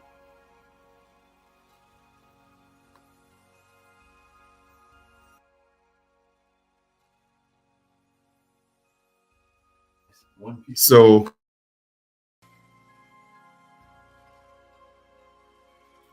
yeah. Yeah, it is. Yeah, Norfolk is hot and humid, man. I was up there for a while, bro. I was walking around out there one time, and man, I'm gonna tell you what they do have. Oh man, I'm gonna tell you a quick story, y'all. This is crazy. So I got processed out of Norfolk when I got out, and they brought me to Norfolk, man. And I was on base, and we had watch, and we had inspection one morning before watch. And man, we were standing in we were all in, we were mustered. We were all mustered. and we were all in line. And we had this chief, man, that he was just, oh, this chief, man. God, this dude. Crunchy black looking. Dude look like Virgil Tibbs from off Heat of the Night. Crunchy black. A crunchy black dude. This dude was crunchy black, man. This dude was so black, brother. He leave fingerprints on charcoal. That's how black he was. I'm telling you, this dude was black. No, he wasn't black. He was blick. BLK. That's what he was. He wasn't BLACK. He was BLK. Blick. This dude was black, man. And boy, he was a pain in the butt. He was a prick, man. This dude was a prick. I mean, he used to have his pants creased with the military. I mean, he was clean. He was always clean, though. And so the problem with it was he was always in good shape. He was buff, too. He was buff. He was black. And he always had that sharp mustache. He was so black, man. His eyes in the dark, man. The only way you see him if he's open his eyes and smile. That's the only way you'd see him in dark. It still was black, man. But he wouldn't let you move at muster, man. Like when he would put you at attention, he would make you stand there at attention for like 5 minutes for no reason. We're like, man, what are you doing? And you got to stand there. And he would just do this stupid cycle, parade rest. 10 hut, parade rest. It's like, bro, we're not in boot camp, man. That was 3 years ago. What are you doing? And he would go, a 10 hut, parade rest. A 10 hut, parade rest. I'm like, bro, come on. And if you moved out of his formation, he would give you push-ups. Give me 25. Let's go right now. Let's go. And you got to give him 25. Or he'd try to cycle you. He'd try to put you in PT or all this goofy crap. But then one day we were out there, and man, we had these in Norfolk, they had sand mites. Road, I know you know what I'm talking about. Man, them things would eat you. They literally would bite you. When I say bite you, it would bite into your flesh. It had teeth. It felt like bugs with teeth, man. I've never in my life felt anything like it. And you think a mosquito bite would feel it? It don't even feel like a mosquito bite, man. These things felt like they were biting you. Like a mosquito would put that probe into your pores and suck the blood out of you. And that was annoying because it would itch you. You'd hit it and you'd be. Now, these things hurt when they bite you, man. Sand mites. Oh, my God. And we would have to stand at attention while them sand mites. And he would say, I remember he used to say this, don't hit my sand mites. Let them bite. Let them bite. Don't you kill my sand mites. Let them bite. Let them bite. Oh, man, I hated that dude. So it's either let the sand mites eat your skin or smack them and get in the dirt and do some push-ups. Yeah, see, Ro, you had one from boot camp. Me too. Taylor Stitch. I've heard of that fishbowl, Taylor Stitch. I heard of Taylor Stitch. Is that the online company that will stitch, that would do your clothes for you? I think I've seen them online before, if I'm not mistaken. I think I will fish. If we're talking about the same thing, I'll do a live reaction on it.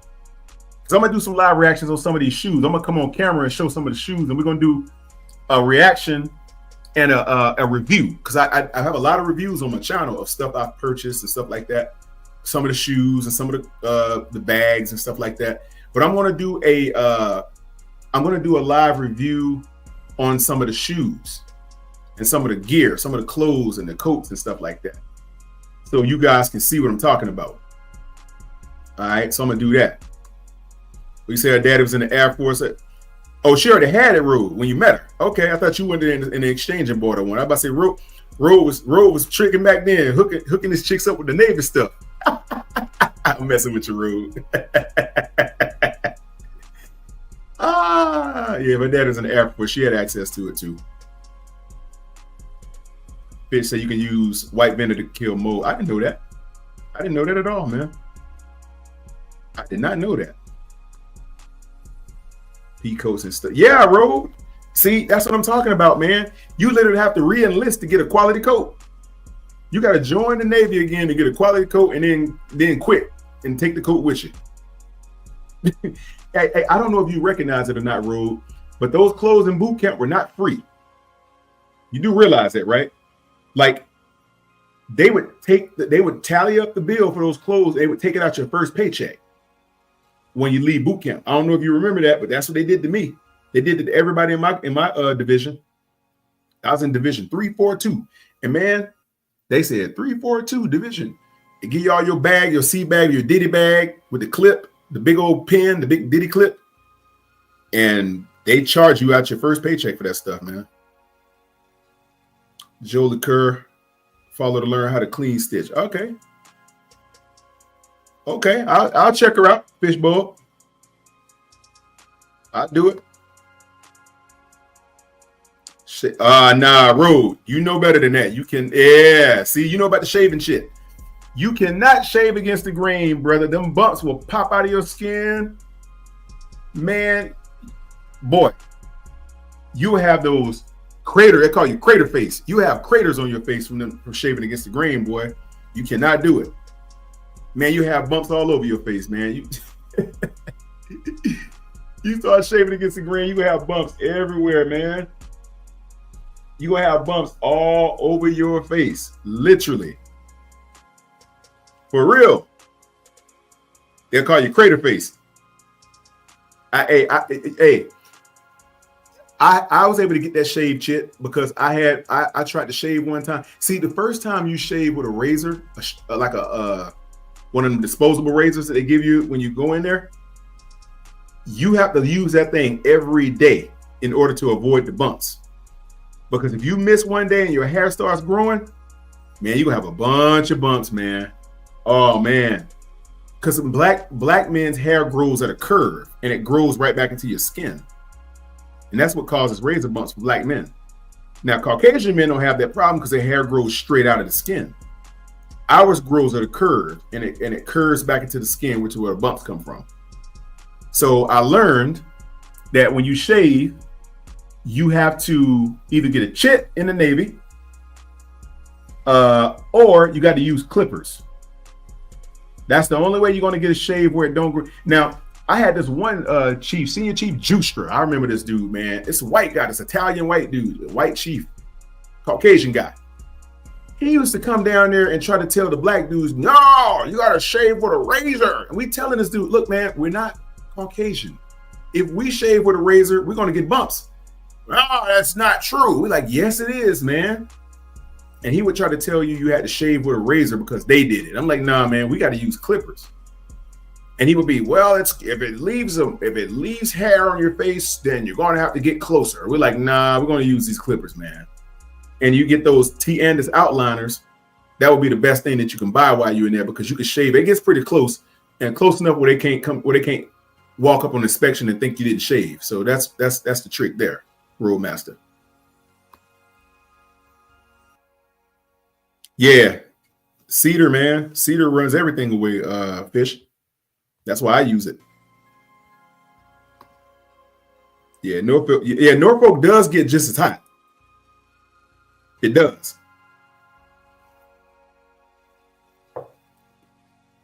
And I think it's just because everywhere on the eastern seaboard in the summertime feels the same type of heat. Everywhere. I mean, it's a little bit cooler as you go way up north, like New England, Boston, and it gets a little cooler, but it's still muggy. New York City is very hot. Virginia is very hot. Delaware is very hot. Pennsylvania gets very hot. Rhode Island gets very hot. Anywhere on the eastern seaboard is going to experience extreme heat because of the way the pressure. Now, PPP can tell you a lot about that. Anywhere up the eastern seaboard, man, from Miami all the way up to New England, it's going to be heat. So I don't think you can escape it. Now, the temperature in the winter is going to be a little different based on the north and the south, but summer, it's going to be hot all the way up and down the eastern seaboard, bro. Nothing you can do about it. So, Fish, they went in the military, but you traveled a lot over the years. Big respect. Hey, appreciate you, man. Thank you, Fishbowl. You know what, man? As long as you actually are well-traveled, it doesn't matter. The military just has certain places that it goes to for certain reasons. and we just have access to the rest of those countries that we go to. But you know, they go everywhere, but not everywhere outside of what a military path generally takes you, unless you're inland. In the Navy, they would hit the coastal cities in the coastal countries like Japan and Guam and Korea and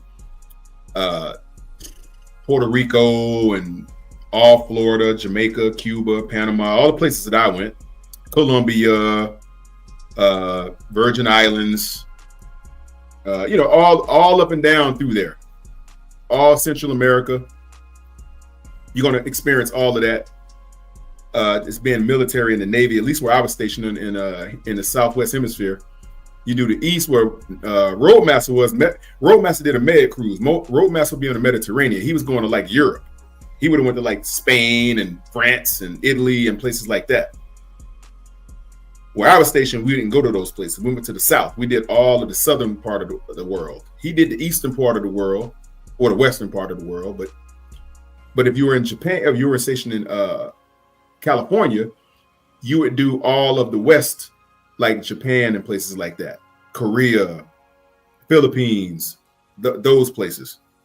You'd hit all those areas out there. Let me see. He left his coat. His grandma's cedar chair for 6 years. Came, it was fresh. Yeah, man. Cedar, man. Cedar. See, that's why people use the cedar shoe trees. Fish ball. Fish say freak is the hardest, the roughest language you ever heard me use. Yeah, that's probably gonna be the hardest one you ever hear me say, fish. Hey, man. Certain people will bring it out of you, bro. Certain people will make you want to say some stuff, man, you ain't never said, or you ain't said in a number of years. I'm gonna tell y'all something. I'm gonna tell y'all a little secret about old Quantum. I'm gonna tell y'all something.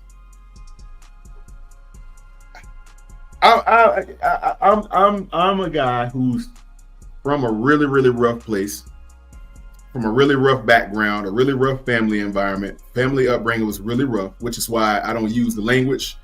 Which is why I don't drink and I don't smoke. I don't use drugs, none of that, because the way I grew up, man, my family was ravished by all those things. Bad language, cussing each other out, family fights on the norm, on the regular.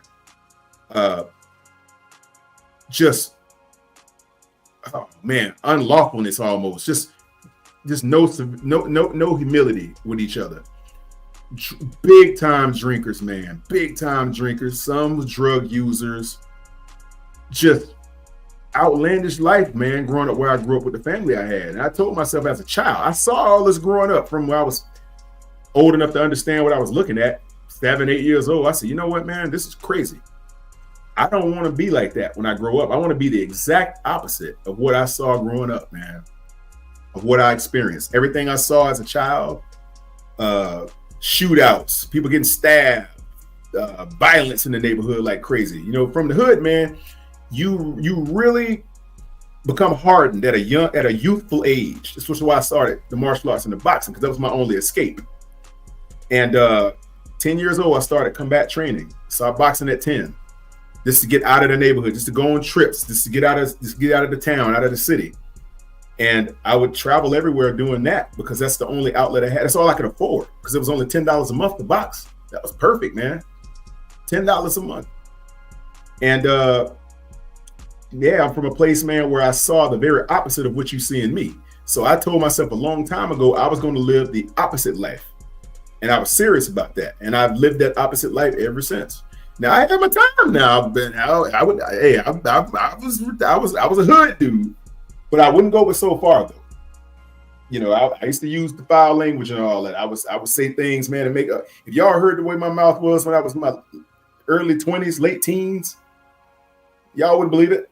Y'all be like, that is not Quantum talking like that. Trust me, I was rough. I used to go fight the bullies, stuff like that, cuss them out. And I used to use language, man, that was a little bit above reproach. I was rough, man. I used to say some stuff, man. But when I turned like 22, I decided, you know what? I'm gonna leave that part of my life behind me, man. I don't want to be associated with that part of my life ever again, because it didn't define who I was, because who I was totally different from how I was raised. Like what I believed in, my family didn't believe in. They did the opposite of what I did. And to this day, they still laugh at me about it when I see them. Oh, here you go. You don't cuss. Don't give him no pork. He ain't gonna cuss you out. He might smack you, but he ain't gonna cuss you out. Nope. And I never wanted to get involved with the alcohol and the drugs and the cigarettes, nicotine and all that. It just wasn't for me, man. So that's why I decided, I'm going to be the very opposite of what I experienced as a child, because that really scarred me, man. For a long time, it affected me growing up. My life was just, I was a product of the environment for a long time until I was old enough to escape it and craft my own livelihood. And that's what I did. So I wanted to be a better man. So I've been about building people and improving people ever since, man, since I was 22 years old. So that was the intent. That's why you won't hear me use language like that. You won't hear me act in a certain way, because I'm trying to be an example, man. I'm trying to be the light. The world is filled with darkness, man, as it is. But I wake up and I say, you know what? I look around and I see so much darkness. So much darkness is in the world. People acting crazy. They going off on each other, shooting each other, killing each other, all this crazy stuff. And I just want to be one thing you can look at and say, now that's positive. I like that. And maybe you can spark something. You can spark a change. Maybe I can inspire somebody to be better. I don't know. I'm not perfect though. Quantum got his vices now. Trust me. Not perfect. But I try to be the very best version of myself, man. That's what I try to do. So that's my little soapbox. Let me get off of that though. Javon said I shop at Saks on Fifth Ave, but COVID. So yeah, man, when COVID came, you couldn't get anything, man. COVID just slowed everything down. If you was trying to get good food, you couldn't get it during COVID. Everything sucked during COVID. Fire ants. What you referring to, Roadmaster? Fire ants?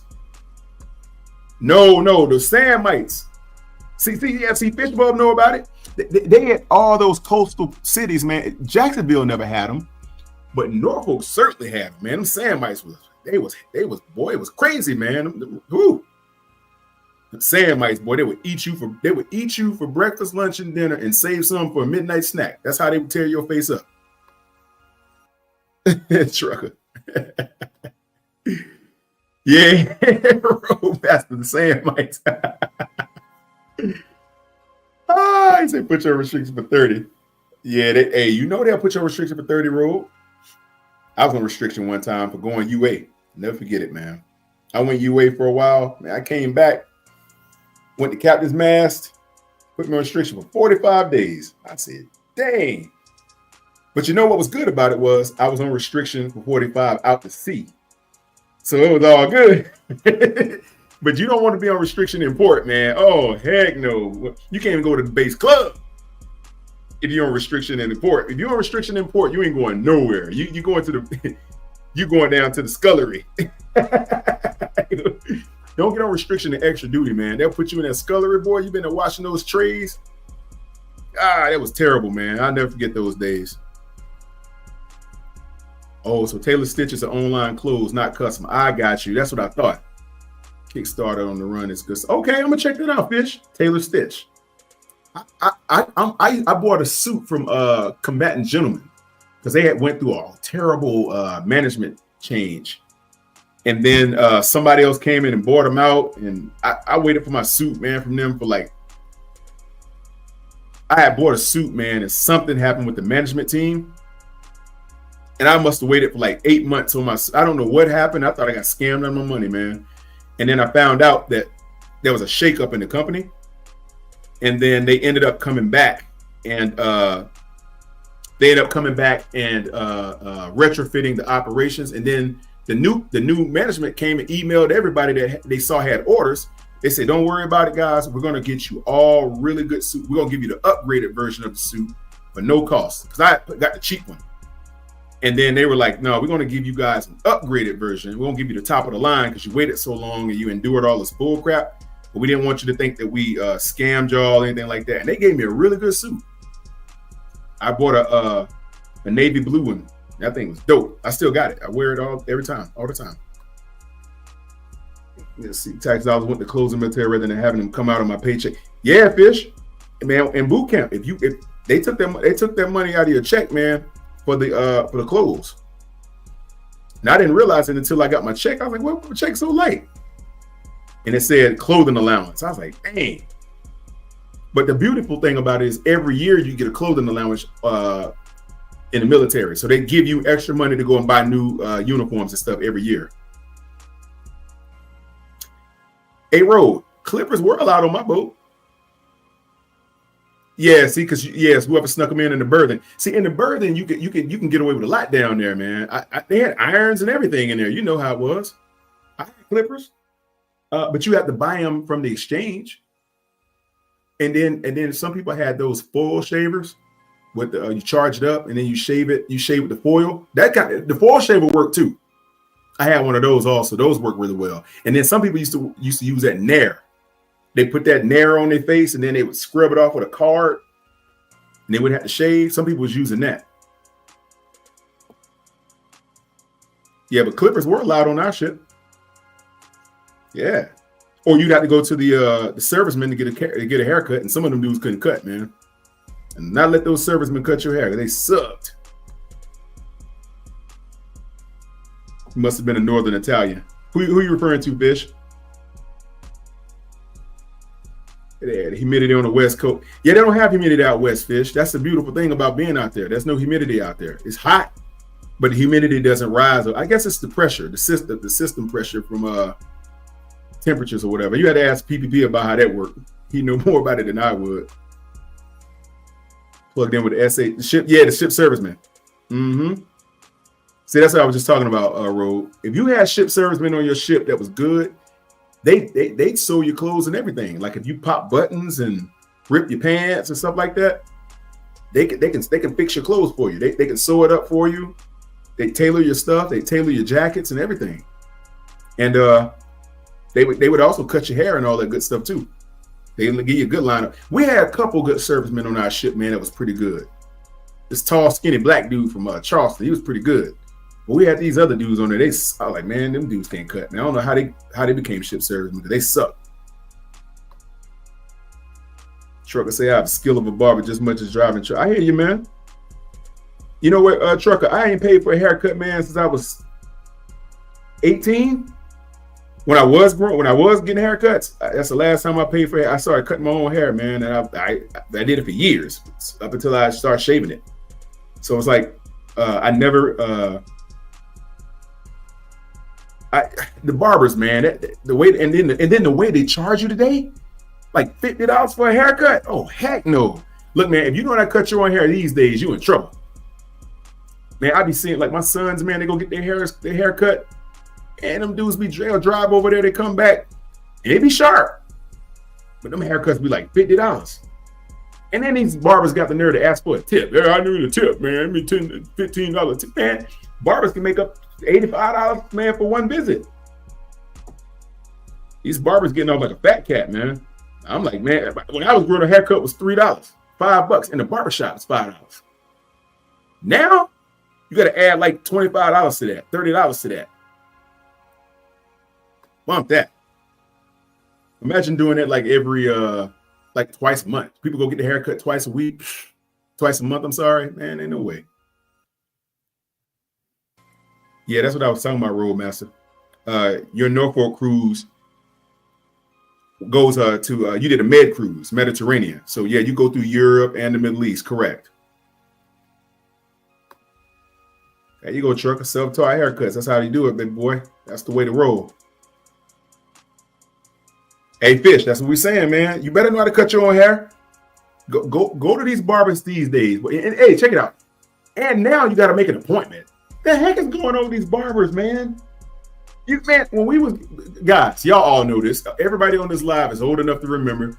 Your dad used to take you to the barbershop and you just pull up a chair and wait. And you just wait till the guy who you come to get a haircut from open his chair and you jump up there and get your cut. Now they're sophisticated. Now you gotta make an appointment. You gotta call and make an appointment.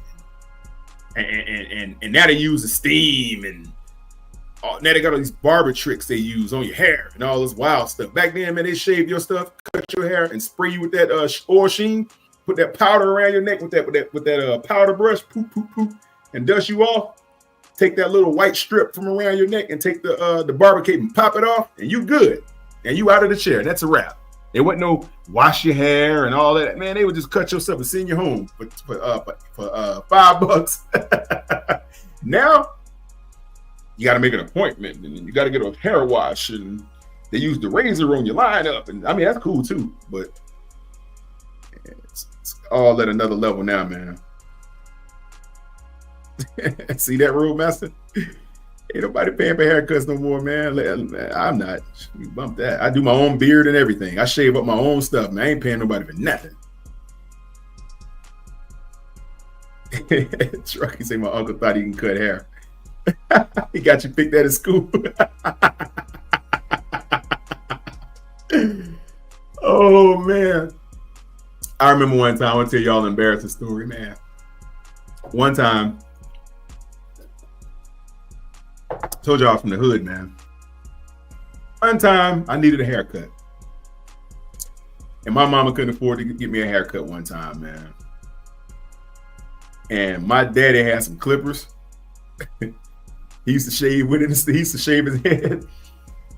My mama was like, come on in here. I'm going to cut your hair for you. And I was like, oh, I was so mad, man. And I was like, no, Mom. She was like, get in here, get this haircut. I was like, God. I was like, she is serious about this. And I was making up every excuse. Oh, my uncle said he's going to cut it tomorrow. Nah. We're getting this haircut right now. And she sat me in the chair, man. She tried to cut my hair, bro. She put a part of my head the size of a highway. I had I-77 going down the front of my head, man. And I got picked at, bro, for like 5 days. I tried to wear hats and hoodies in class. My teacher was like, nope, take it off. It was torture. Road, I do understand what you're talking about, man. Be good. What's up, my dear brother? Hey, man, appreciate you stopping in, bro. Yeah, everybody's watching the fight, I think, man. Everybody's watching. It ain't gonna last long. You guys watch that thing, it's gonna be over in about 20 minutes. He gonna knock old brother out. See, we get a little leeway how we acted in our 20s, I hope. Yeah, a little bit, Fish. A little bit. Yeah, everybody's saying what up with Be Good. Be Good is the guy, man. That's my dear brother right there. Let me see. Why is that, Fish? He says why you like corn. Why? What get me the fish bug seal of approval? I'd like to know what that is. I don't know what you're referring to, but I appreciate you, man. Yeah, Be Good is good, man. Yeah, be good. Getting shot at and stabbed, man. Hey, brother, that's why I'm telling everybody, man, just be on your best behavior, brother. If you can go out here in the world and affect change and be a positive figure, man, just try to be a positive figure, guys. And that will go along with your style, your presentation, and your access. Being positive, man. I mean, it's easy to get into the darkness and get onto the negative side because most people will take you there when you're not even trying. Like, you'll be trying to do good things and try to live a good life. And there are people, there are dark forces out there that would try to put you in a bad light and will take you there and will put you in a bad situation. So you have to work very hard on your temper and how to de-escalate unnecessary roughness and things like that. The only time you should be ready to turn up is when it's warranted. If somebody put their hands on you, they put their hands on your wife, your girlfriend, your mom, your children, something like that, then you got to do what you got to do. And then there are going to be times when people are going to try to bring it to your doorstep, and you got to be ready to turn up right then. Those are times where the nice guy can't be there. I'll be the nice guy up until at that point. The nice guy's gone. The good guy is gone. I'll say it that way. I ain't a nice guy. I'm a good guy. But I got to switch. I can flip it on. I can flip it off. It's just that simple. But try to be good, people, man. Like, good energy goes a long way. Nobody out there will shut their door in your face if you're a good person for the most part. They may think so, they may be a little skeptical and things like that of how your demeanor is, but at the end of the day, when they get to know you, they'll say, nah, that's a good guy. He's worth talking to. He's cool. He'll watch your back. But when it comes to just being negative and out there just trying to be a bad representation of what us black men are trying to change our image, because I'm gonna be honest with you, for every negative black man out there, if I'm a positive one, I'm still going to be looked at on the negative side until I prove that I'm not that. And they're going to look at me, and I'm going to be casting the same image as the most negative person that's out there. And that's unfortunate for all of us. We go out there, we're going to see all types of people from all kind of walks of life. We're going to see thugs, we're going to see hood dudes, we're going to see stockbrokers and attorneys, all black. You might see a black doctor and a hood dude within minutes of each other. That's how wild it can be. You could be at the South Park Mall, walking through the corridor of the new West Wing, going to Gucci, and you'll pass a trapper that's got a lot of money. You'll pass a trap dude that's probably got about 20 grand of cash in his pocket. He'll look good. He'll look the part. He'll have on his clothes. He'll have on dope clothes. He'll have on chains. He won't look like a thug. I mean, he'll look like a polished, like a real. He'll look good, like a polished thug, like the ones that buy Gucci shoes or Gucci slides and have a bag and all that. I mean, he'll be smooth, right? But the mentality is where he's still in the hood. And then on the other side, walking right on the other side of the walkway, there's a doctor or an attorney that's from that neighborhood. That's just and see, that's the thing. You're going to come in contact with a plethora of people, a plethora of mindsets, mentalities, and actions and lifestyles and livelihoods. You're going to run into all these people. And my thing is, I want to be the light. I want to be the light. I want to be the guy that people see me and say, world comes down, I know that guy's going to be on the right side of things all the time. Now you'll slip, you'll have some questionable moments. I have questionable moments all the time. I'm human. But when my moral compass gets intact, it pretty much remains there. I have a pretty good moral compass for the most part. And that's what keeps me pretty even keeled and at a standard. I don't allow my moral compass to shift in the wake of negativity or people talking smack. I don't get on the bandwagon with that stuff. I just don't. But there are times where those people will test you and you have to stand up. You got to be a man about it. But for the most part though, if you can affect change in a positive way, that should be for the most part what you should be striving for. Now all the time it's not going to be possible, but for the most part, that should be what you strive for. You want to make the world a better place. I want to make the world a better place. Now I don't want to make it worse. It's already bad enough as it is. I want to be the light that takes it into the right direction. That's what I'm about. Yeah. So yeah, FSA, man, bro, don't even bring up that, man. God, I hated that. FSA, man. For those of you who don't know what FSA is, that's Food Service Administration, or we call it cranking. Remember that road? We call it going cranking. Oh man, I hated going cranking. That's when everybody on the ship for 3 months, they would shift you to work in the kitchen. Like you would have to work the food line. Like you'd have to be serving food. You have to be working in the berthing. You'd have to work at the in the officers' quarters, or you'd have to work in the scullery. That scullery wasn't no joke, boy. You work in that scullery, boy, you be hot. A scullery is where you wash all the dishes. I mean, pots so big, 2 of you can fit in it, and it all have spaghetti and noodles and dried up this or dried up soup or whatever they cooked in there. You got to get in that pot, man, literally with the top half of your body and scrub that thing. And then they had this hot water. You got to spray it out with this industrial grade sprayer. God, that scullery, boy. Yeah. And you'd have to go cranking all day. You'd be in that scullery washing dishes for breakfast, lunch, and dinner. Man, we had this MS1 Jefferson. In the beginning, we couldn't stand each other, man. And if you go to cranking or FSA, they had the determination of where you worked when you went to cranking. They can either put you on the line, they can put you in the galley, they can put you out on the floor where you were in the mess deck. They can put you wherever they want you. And if they didn't like you, they put you in the scullery. Man, I had this dude put me in the scullery, man. I hated that dude. Hate is a strong word. I take that back. I couldn't stand that dude, man. That dude, man, I wanted to smack that dude. Oh, I wanted to smack him every day. And he was a Christian, but he had this condescending attitude. He was a Christian though. Like he had an attitude like a woman. Like he would get offended by anything you said that he didn't like. Like you say something about a shoe that he had on, like what's up with that shoe? Oh, you think that's funny? Go to the scullery. Boom, you in there washing dishes all day. And I couldn't stand that dude, man. I wanted to get that dude in a corner, man, and shoe shining with an uppercut. Oh, they had you in the trash room, bro? Oh my God, that's terrible, man. The compactor? He was in a compactor room. Oh man. Terrible, boy. Northern Italian.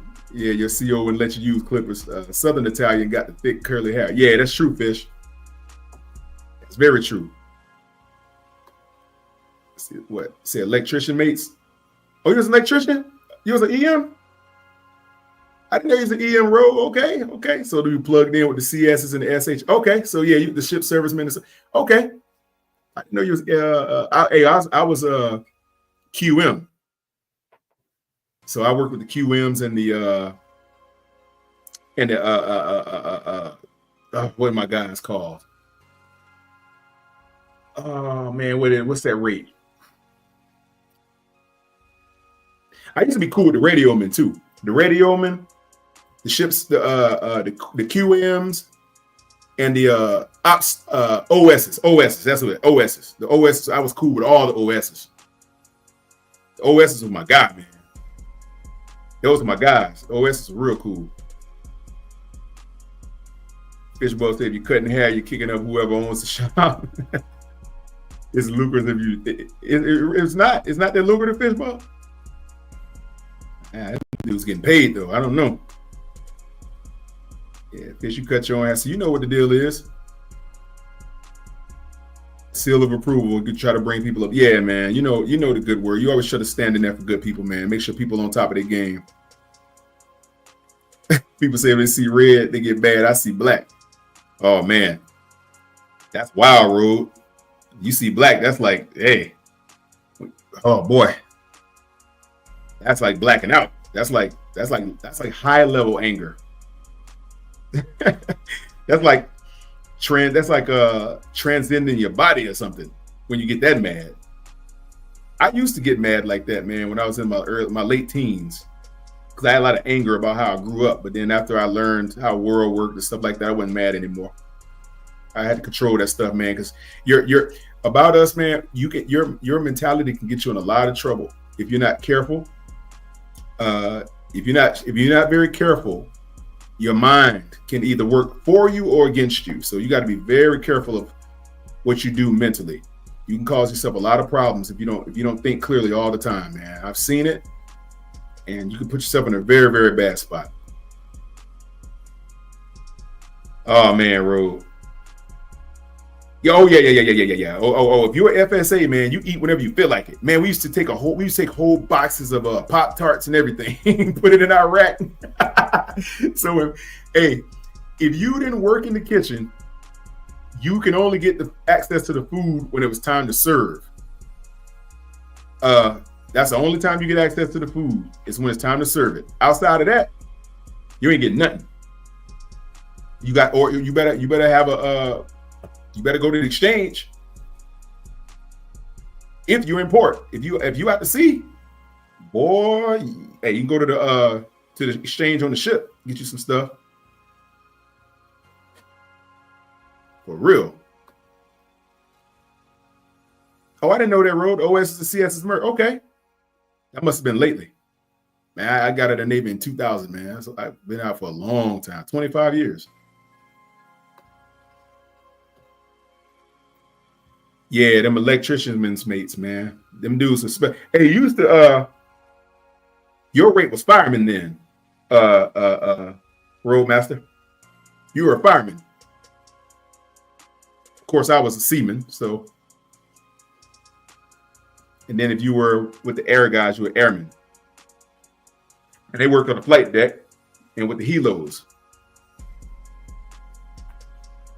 Let me see. Yeah, Ro, be careful, man. Might want to get to the root of why you black out like that when you get mad. Or just put yourself in a position where you don't get that till you get that. You know, put yourself in a position where you don't get that mad. Like when you notice you getting to the point where that can take you there, just eject, brother. Eject. Get out of there, man. Get yourself out of there, because I want to put you in a position where something go wrong with you, man. See, Fish say I'm 40 years old and madder at the way the world is than it's ever been. Yeah, but you're right. It's a spoonful, and that's how you swallow. Yeah, man. That's a fact, Fishbowl. That's a fact. Know thyself. You better know thyself. If you don't want the world to live you. You want to live the world, but you don't want to be lived by the world. You want to live the world. You want to be the one in control. But the moment you lose control, somebody else will maintain it, and then they're going to take it away from you. That's why they say when you lose control, the bad things happen, because you're not in control anymore. Somebody else is. And that's when things go bad. Yeah, you walk away unless you corner. Yeah, that's I mean, Road, anybody's going to defend themselves if they're cornered, brother.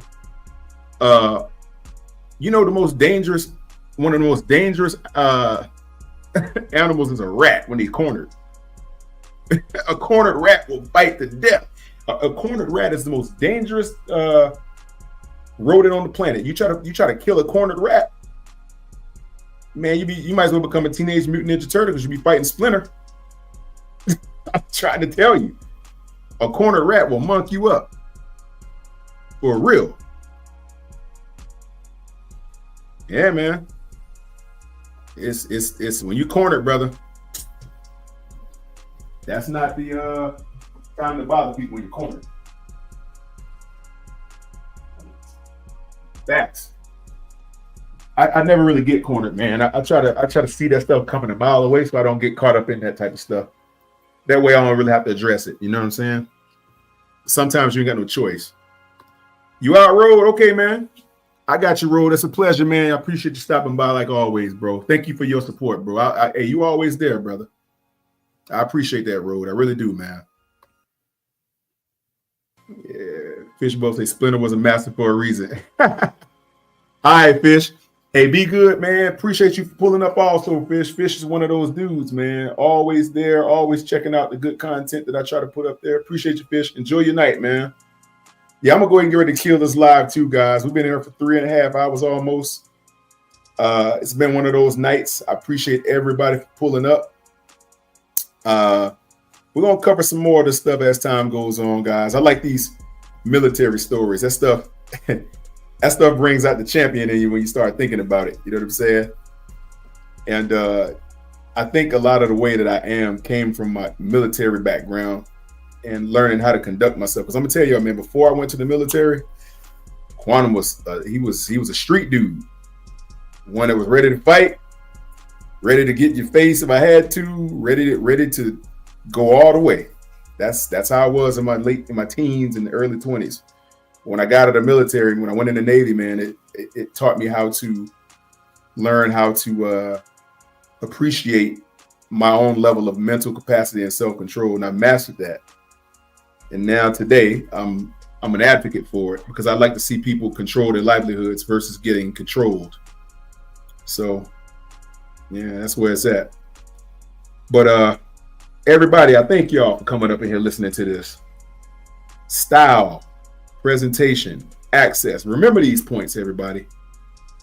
Okay, if you just get in on this live right now, go back and watch it from the front. Watch it all. I thought it was a wonderful live. I hit a lot of good points, and I think you guys are going to be able to take something with y'all for eternity. This is not a one-time thing. We're going to do more lives on this topic, so don't worry about it. We'll cover some more of this stuff as time goes on. But tonight I wanted to hit this because I thought it was necessary. All right. So everybody, with that being said, I appreciate y'all for coming in and listening and being a part of what we talked about tonight. And if you want to like, share, and subscribe, if you want to send a cash app, you can. It doesn't matter if you do or don't. Support the content. If you want to see me do more, do anything that you want to do.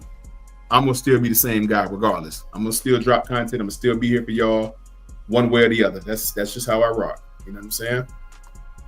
So with that being said, everybody, We're going to blow up out of this piece, man. Appreciate y'all for dropping in. Let's get out of here. Peace out, y'all.